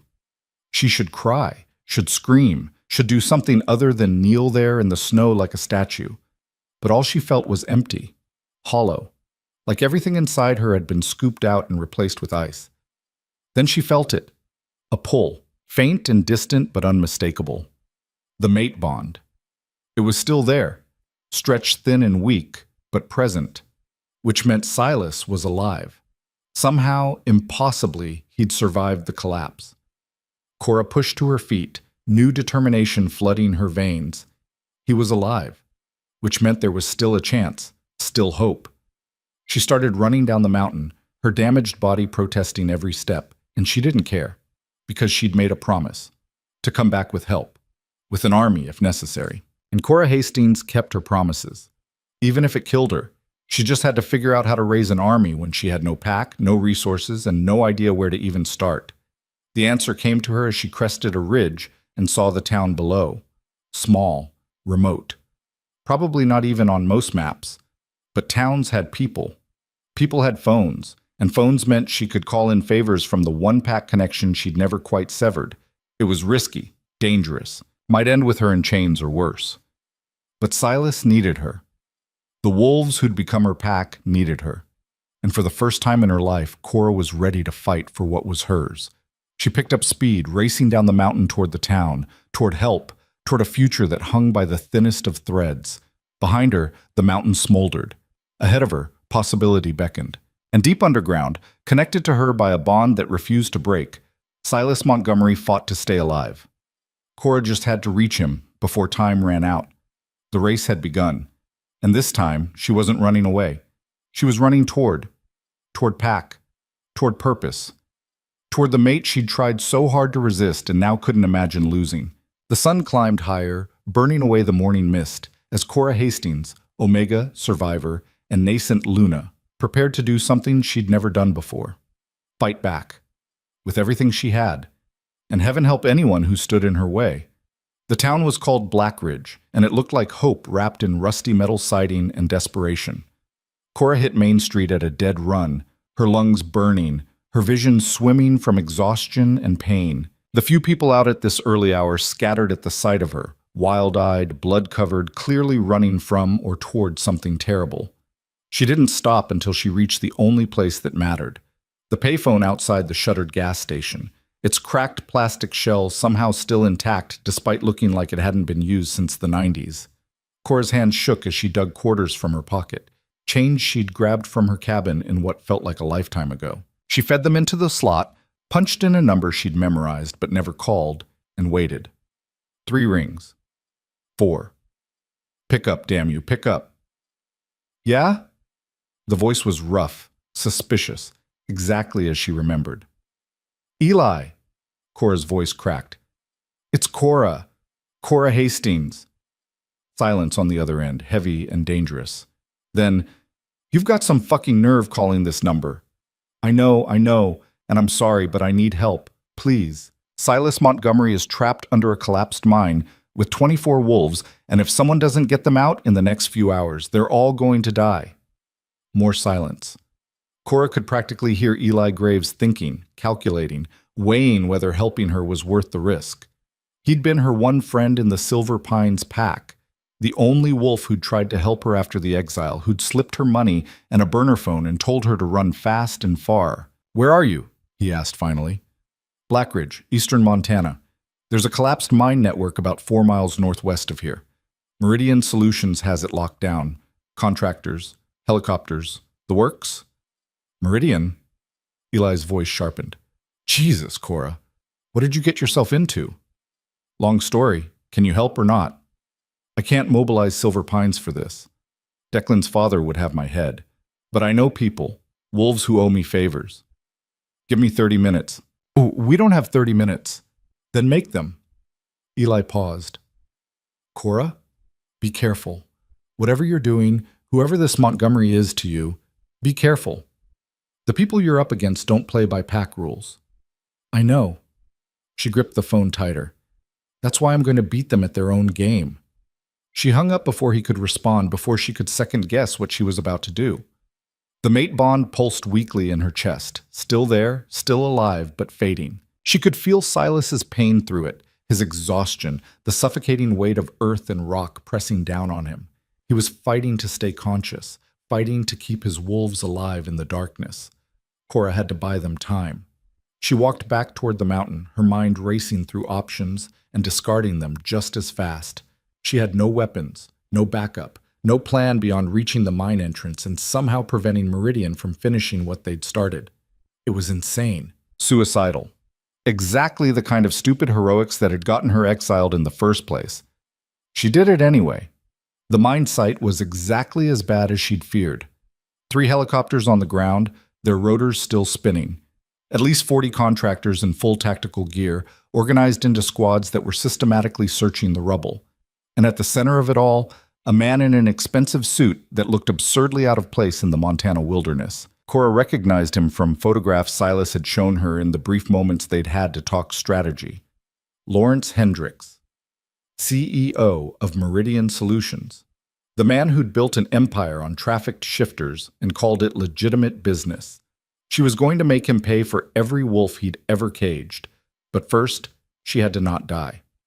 Cora approached the perimeter with her hands raised, making herself as visible and non-threatening as possible. The contractors saw her immediately, weapons snapping up, red dots painting her chest. "Don't shoot," she called out. "I'm unarmed. I just want to talk to Hendricks." The contractors exchanged glances, clearly unsure what to make of the blood-covered woman who'd just walked out of the forest. One of them spoke into a radio, listened to the response, then gestured for her to approach. They patted her down roughly, confiscating the knife she'd forgotten was still strapped to her ankle, then marched her toward Hendricks. Up close, he looked younger than his photographs suggested. Mid-40s, maybe, with the kind of polished appearance that came from expensive grooming and absolute confidence in his own superiority. His eyes tracked her approach with cool assessment. "Cora Hastings," he said, surprising her. "I was wondering when you'd show up. You know who I am?" "Of course. You're the Omega who freed my property and cost me approximately $47 million in lost assets." His smile didn't reach his eyes. "Declan Hayes has been very forthcoming about your history and your current association with Montgomery." Cora's blood ran cold. "Where's Declan?" "Safe, cooperative. Currently providing us with very useful intelligence about Lycan operations." Hendricks tilted his head, studying her like she was a specimen under glass. "He suggested you might be valuable leverage, a way to convince Montgomery to surrender without forcing us to dig him out piece by piece." "Silas doesn't surrender. Everyone surrenders eventually, Miss Hastings. It's simply a matter of finding the right pressure point." He stepped closer, lowering his voice. "Tell me, what would you give to save him? Your freedom, your life? How much is a mated bond worth when measured against certain death?" Cora met his eyes, saw the calculation there, the absolute certainty that he held all the power in this negotiation, and she made a choice that would either save them all or doom her completely. She smiled. "You're right," she said softly. "Everyone has a price. Everyone breaks eventually. But here's the thing. You don't understand about wolves like Silas Montgomery. They don't break the way you think they will." "Meaning?" "Meaning you've spent the last hour congratulating yourself on burying him alive, on cutting off his escape routes, on having him exactly where you want him." Cora's smile widened. "But you're not fighting a trapped animal. You're fighting the king who survived 4 years in your fight rings, who escaped your laboratories, who spent the last decade systematically destroying everything you've built. A king buried under a mountain is still just a corpse waiting to stop breathing," Hendricks said coldly. "Is he?" Cora tilted her head, listening to something only she could hear through the bond. "Because I can still feel him. Still feel all of them, actually. Still alive, still fighting. And you know what I think? Enlighten me. I think you collapsed those tunnels too fast, didn't verify the kill, didn't account for the fact that Silas has survived worse than some rocks and dirt." She took a step closer, her voice dropping to a whisper. "I think he's down there right now, digging his way out. And when he reaches the surface, when he sees what you've done, what you've tried to do to his mate, he's going to tear you apart with his bare hands." Hendricks' expression flickered, just for a moment, but long enough for Cora to see the uncertainty there, the tiny seed of doubt. "You're bluffing." "Am I?" Cora pulled at the mate bond, sending everything she had down the connection, her location, her danger, her absolute faith that Silas would come for her. "There's an easy way to find out. Keep me here. Wait. See what happens when—" The ground beneath their feet rumbled. Every contractor froze, weapons raised, staring at the collapsed mine entrance. The rumbling grew stronger, more violent, and then the rubble exploded outward. Silas emerged from the mountain like wrath-given form. He was covered in dust and blood, his clothes torn to shreds, his eyes blazing silver, bright enough to be seen even in the morning sun. Behind him, his wolves poured out of the opening they'd carved through solid rock, exhausted, wounded, but alive and absolutely furious. "Open fire!" Hendricks screamed. The contractors obeyed, bullets tearing through the air. But Silas and his wolves were already shifting, their human forms blurring into something faster, stronger, harder to kill. They moved through the gunfire like it was rain, closing the distance with supernatural speed. Cora felt hands grab her, Hendricks using her as a shield, a gun pressed to her temple. "Montgomery!" he shouted. "Call off your wolves or I paint the mountain with her brains." Silas stopped mid-stride, his shifted form, massive black wolf with those terrible silver eyes, locked on Cora. She could feel his rage through the bond, his desperate need to tear Hendricks apart, warring with the knowledge that one wrong move would kill her. "Let her go!" Silas's voice came out distorted, half human, half growl. "This is between us. She's not part of this. She became part of this the moment she freed you." Hendricks pressed the gun harder against Cora's skull. "Now here's what's going to happen. You and your wolves are going to stand down, shift back, get on your knees. And maybe, I'll let her live." Cora could see Silas's wolves fanning out, trying to get a clear shot at Hendricks without hitting her. Could see the contractors forming up, weapons trained on the shifters. Could see this ending in a bloodbath that would kill everyone she'd come to care about. So she did the only thing she could think of. She let her wolf out. Not a shift. She didn't have time for that. But she let the power rise up, the Omega nature she'd spent 5 years suppressing, the strength that came from being the heart of a pack rather than its fist. It rolled out of her in waves, invisible but undeniable, hitting every shifter in range like a physical force. The contractors stumbled, their human minds unable to process the sudden pressure. But the wolves, they felt it in their bones, in their blood, in the deepest parts of their nature that responded to Omega commands. Even Silas's warriors, fierce and independent as they were, went still, dropped to their knees without conscious thought because an Omega had spoken and their wolves demanded obedience. But Cora wasn't commanding them.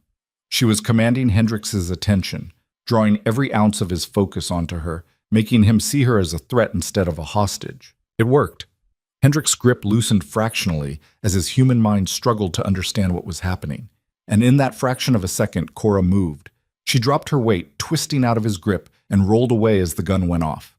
The bullet meant for her head buried itself in the ground inches from where she'd been standing. Then Silas was there. He hit Hendricks like a freight train, his shifted form bowling the man over, jaws closing around the arm that held the gun. Bones crunched. Hendricks screamed. The weapon clattered away across the rocks. "Everyone freeze!" The new voice cut through the chaos like a blade. Cora looked up to see a convoy of vehicles pouring into the site, trucks bearing pack insignias from across the Western Territories. Wolves she didn't recognize piling out with weapons drawn, taking positions that surrounded Meridian's contractors. And at the head of them, surprisingly, was Eli Graves. "Eli," Cora managed. "Told you I knew people." He moved to stand beside her, his weapon trained on the nearest contractor. "Called in every favor I had. Turns out a lot of packs have lost wolves to Meridian over the years. They were very interested to hear that someone was finally making them pay." The contractors were outnumbered now, 3-1 at least. Their weapons lowered slowly as they realized the battle was over before it had really begun. Silas, still in his massive wolf form, stood over Hendricks with his jaws around the man's throat. One bite, and it would be over. "Silas." Cora moved to him slowly, her hand reaching out to touch his blood-matted fur. "Don't. He's not worth it." The wolf's eyes found hers, still blazing with killing fury. "Please," she whispered, "let him face justice, real justice. Let the world see what he's done. Don't make yourself into what they say you are." For a long moment, Silas didn't move. Then slowly, his jaws opened. He released Hendricks and stepped back, his form blurring and shifting until he stood human again, gloriously naked and absolutely terrifying despite the lack of claws and fur. "Cuff him," he said coldly. "Cuff all of them, and someone get Declan Hayes out here. He and I need to have a conversation about betrayal." The next few hours passed in controlled chaos. The arriving pack secured the site, disarming contractors and discovering exactly how extensive Meridian's operation was. The tunnels beneath the mountain weren't just transport routes. They were a full staging facility for trafficking operations across the entire region. Cora found herself in the back of a medical truck, getting her ribs wrapped and her ankle properly treated while she gave statements to what felt like a dozen different pack representatives. They all wanted to know the same things: how she'd found the trafficked wolves, how she'd survived the assault, how she'd managed to rally support so quickly. She answered truthfully but mechanically, her mind elsewhere, focused on the mate bond that had strengthened the moment Silas emerged from the mountain, focused on the knowledge that they'd survived against impossible odds, focused on what came next. Cora. Silas appeared in the truck's doorway, now dressed in borrowed clothes that actually fit. "We need to talk." The pack representatives scattered, sensing the tension, leaving them alone. "About?" Cora asked, though she knew. "About this." He gestured between them, the bond that sang in the space separating their bodies. "About what you did back there. The Omega power you unleashed. The way you commanded attention from every shifter in range." "I didn't mean to. You saved my life."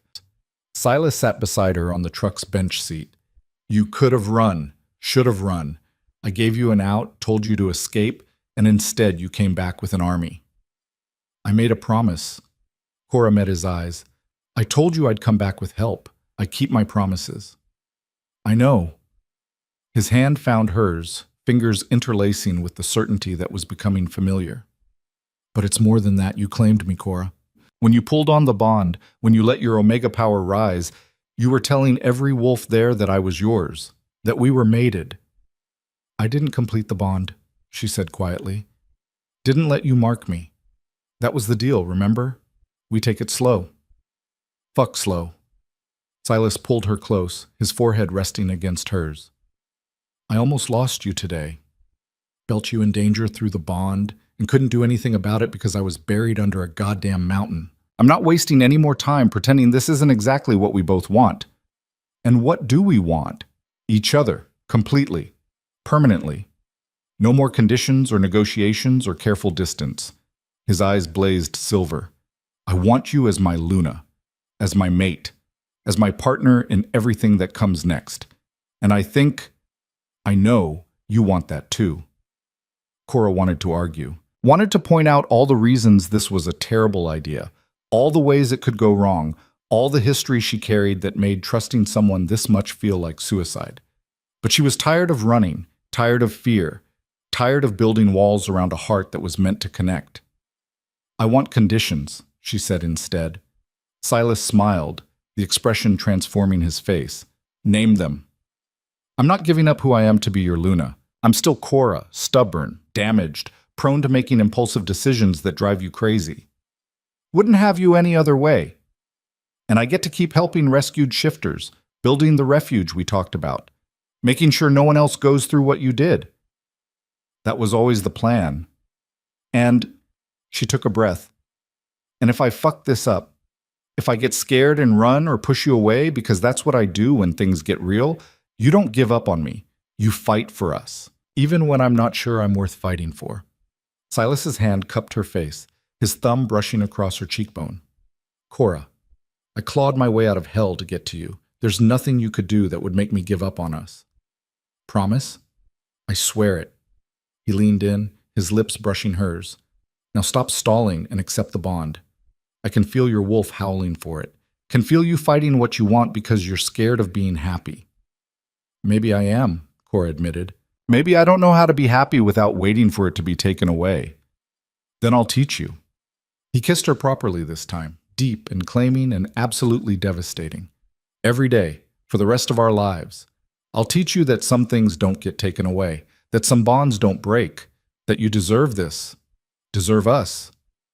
Cora kissed him back, pouring everything into it, her fear and hope and desperate need to believe him. When they finally broke apart, both breathing hard, she knew her decision was made. Had probably been made the moment she'd cut his collar off in her barn and set this whole impossible chain of events in motion. "Okay," she whispered. "Okay, I accept the bond. I choose you. I choose us." The change was immediate and profound. The mate bond that had been tentative, uncertain, slammed into place with enough force to make them both gasp. Cora felt Silas in her chest, in her blood, in every cell of her body, felt his strength become hers, his power flowing through her in ways that made her Omega nature sing. And she felt his absolute, unwavering certainty that this was right, that they were right. "There's one more thing," Silas said, his voice rough with emotion. "One more condition I need you to agree to." "What?" "When we get back to Lycan territory, when the dust settles and we've dismantled Meridian's entire operation, you let me throw you the biggest damn mating ceremony the shifter world has ever seen. No hiding. No pretending this is anything other than what it is. I want every pack to know that Cora Hastings is my Luna, my mate, my equal." Cora's laugh came out watery, tears streaming down her face even as she smiled.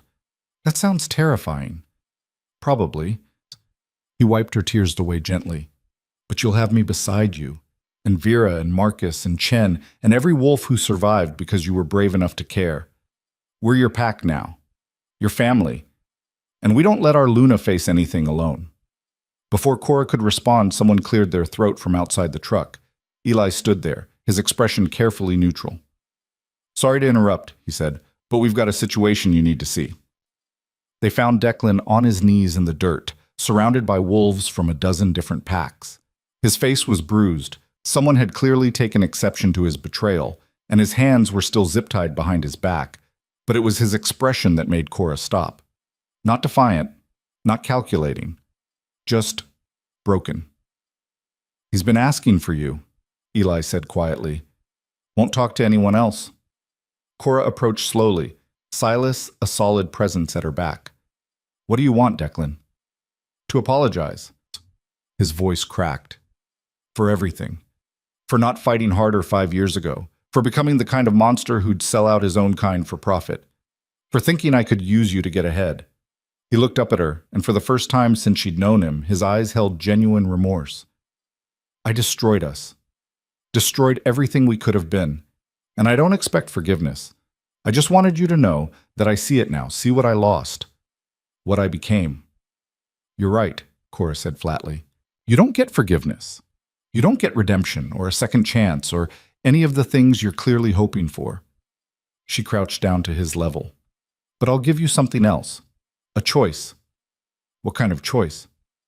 "You cooperate. Tell the Council everything you know about Meridian's operations, every pack that's involved in the trafficking network, every dirty secret you've been keeping. Help us burn it all down." She stood, pulling Silas's arm around her shoulders in a gesture of ownership and partnership. "Or we leave you to the mercy of the packs whose wolves you helped disappear. See how long you last when they find out exactly how deep your betrayal goes." Declan stared at her for a long moment. Then he nodded slowly. "I'll talk. I'll tell you everything." "Good." Cora turned away, done with him, done with that chapter of her life. "Eli, make sure he's transferred to council custody. I want everything documented, everything on record. No backroom deals, no pack politics protecting him." "Consider it done." Eli paused. "Cora? For what it's worth, I'm glad you found your place. You deserve this."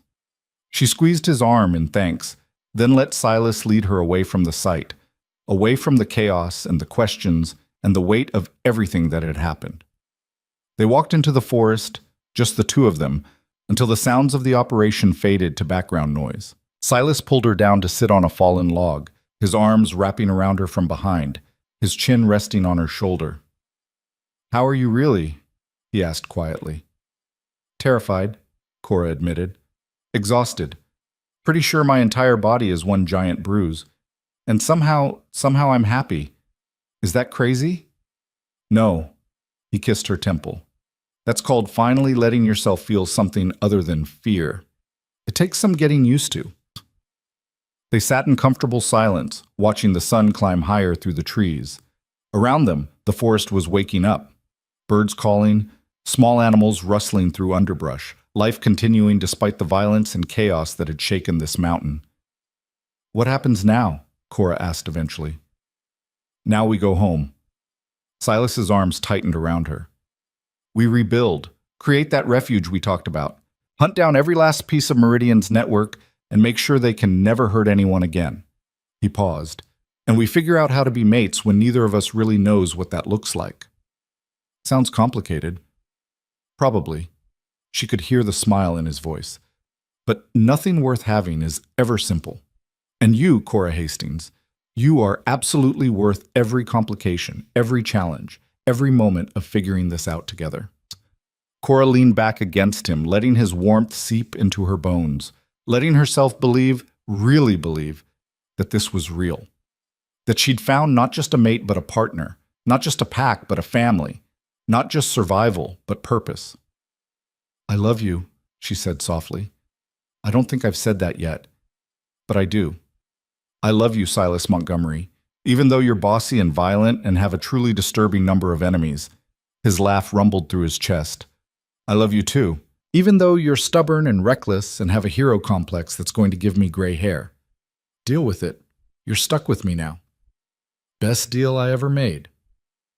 They stayed there until Vera came looking for them, reporting that the council had arrived and wanted statements, until Marcus demanded Silas look at the intelligence they'd recovered from Meridian's computers, until the weight of responsibility called them back to the world. But first, just for a moment, they sat together in the forest and let themselves be simply Cora and Silas. Not Luna and King, not survivors and warriors, just two people who'd found each other in the darkness and chosen to walk into the light together. 3 months later, Cora stood in the great hall of the Lycan territories and watched hundreds of wolves from across North America gather for what Silas had promised would be the biggest damn mating ceremony the shifter world had ever seen. He hadn't been kidding. The hall was packed with representatives from every major pack, alphas and betas and omegas, who'd come to witness the Lycan king claim his mate. But they'd also come for something else, to see the Omega who'd helped bring down Meridian Solutions, who'd rallied an army with a phone call, who'd proven that strength came in forms beyond teeth and claws. Cora wore a dress that made her feel both beautiful and ridiculous. White silk that flowed like water, simple enough to not overwhelm her but elegant enough to mark the occasion. Vera had done her hair, Marcus had walked her down the aisle when she'd admitted she had no family to do it, and Chen had stood guard to make sure no one interrupted the ceremony. Her pack, her family, the wolves who'd become hers in every way that mattered. And at the end of that aisle stood Silas, looking devastating in formal black, his silver eyes locked on her with an intensity that made her knees weak. When she reached him, when he took her hands in his, the bond between them blazed bright enough that she knew everyone in the hall could feel it. "You look terrified," he murmured. "There are hundreds of people watching us," she whispered back. "There are. And every single one of them is about to watch me claim you in front of witnesses. Mark you, make it permanent." His smile was wicked. "Still want to back out?" "Not even a little bit." Cora squeezed his hands. "Do your worst, King Montgomery." "My pleasure, Luna Hastings." The ceremony was beautiful and binding and absolutely perfect. When Silas marked her, his teeth sinking into the junction of her neck and shoulder, claiming her for the entire shifter world to see, Cora felt the bond complete in a way that took her breath away. She was his, he was hers, and nothing would ever change that. The celebration afterward lasted until dawn, wolves from across the territories coming to pay their respects, to congratulate them, to pledge their support for what came next. Because Meridian's fall was just the beginning. There were other organizations, other traffickers, other wolves who needed saving, and Cora and Silas had made it their mission to find every last one of them. But that was tomorrow's war. Tonight, Cora danced with her mate while their packs celebrated around them. Tonight, she let herself be happy without waiting for it to be taken away. Tonight, she was exactly who she was always meant to be. Not just Silas's Luna, but her own person, strong and scarred and absolutely, perfectly herself. When the last guest finally left and they retreated to their private chambers, Silas pulled her close and whispered against her ear, "Any regrets?" Cora thought about her cabin in the mountains, destroyed but not mourned. Thought about the years she'd spent running, hiding, barely surviving. Thought about the woman she'd been and the woman she'd become. "Not a single one," she said honestly. "This, you, us, the pack, everything we're building, this is exactly where I'm meant to be." "Good." He kissed her, slow and deep and full of promise. Because you're stuck with me now, for better or worse. Probably a lot of worse, knowing our luck. I can handle worse. Cora smiled against his lips. I've survived everything life could throw at me. A little chaos with you is nothing.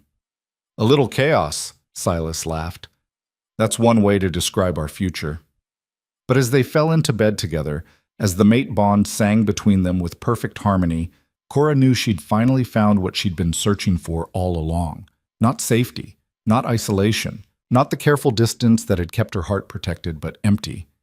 She'd found home, found pack, found purpose, found love in the most unlikely place, with the most impossible person, in the middle of chaos and violence and everything she'd spent years running from.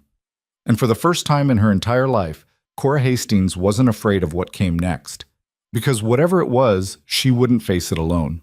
She had Silas, had her wolves, had a future that stretched ahead bright with possibility. The Omega who'd been discarded became the Luna who changed everything. The woman who'd been broken became the queen who remade the rules. And the heart that had been closed for so long finally opened wide enough to let the world in. This was her story. Her triumph.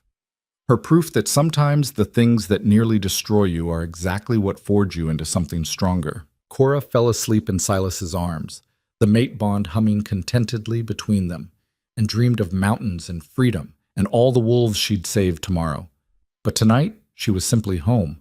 And that was enough. More than enough. It was everything.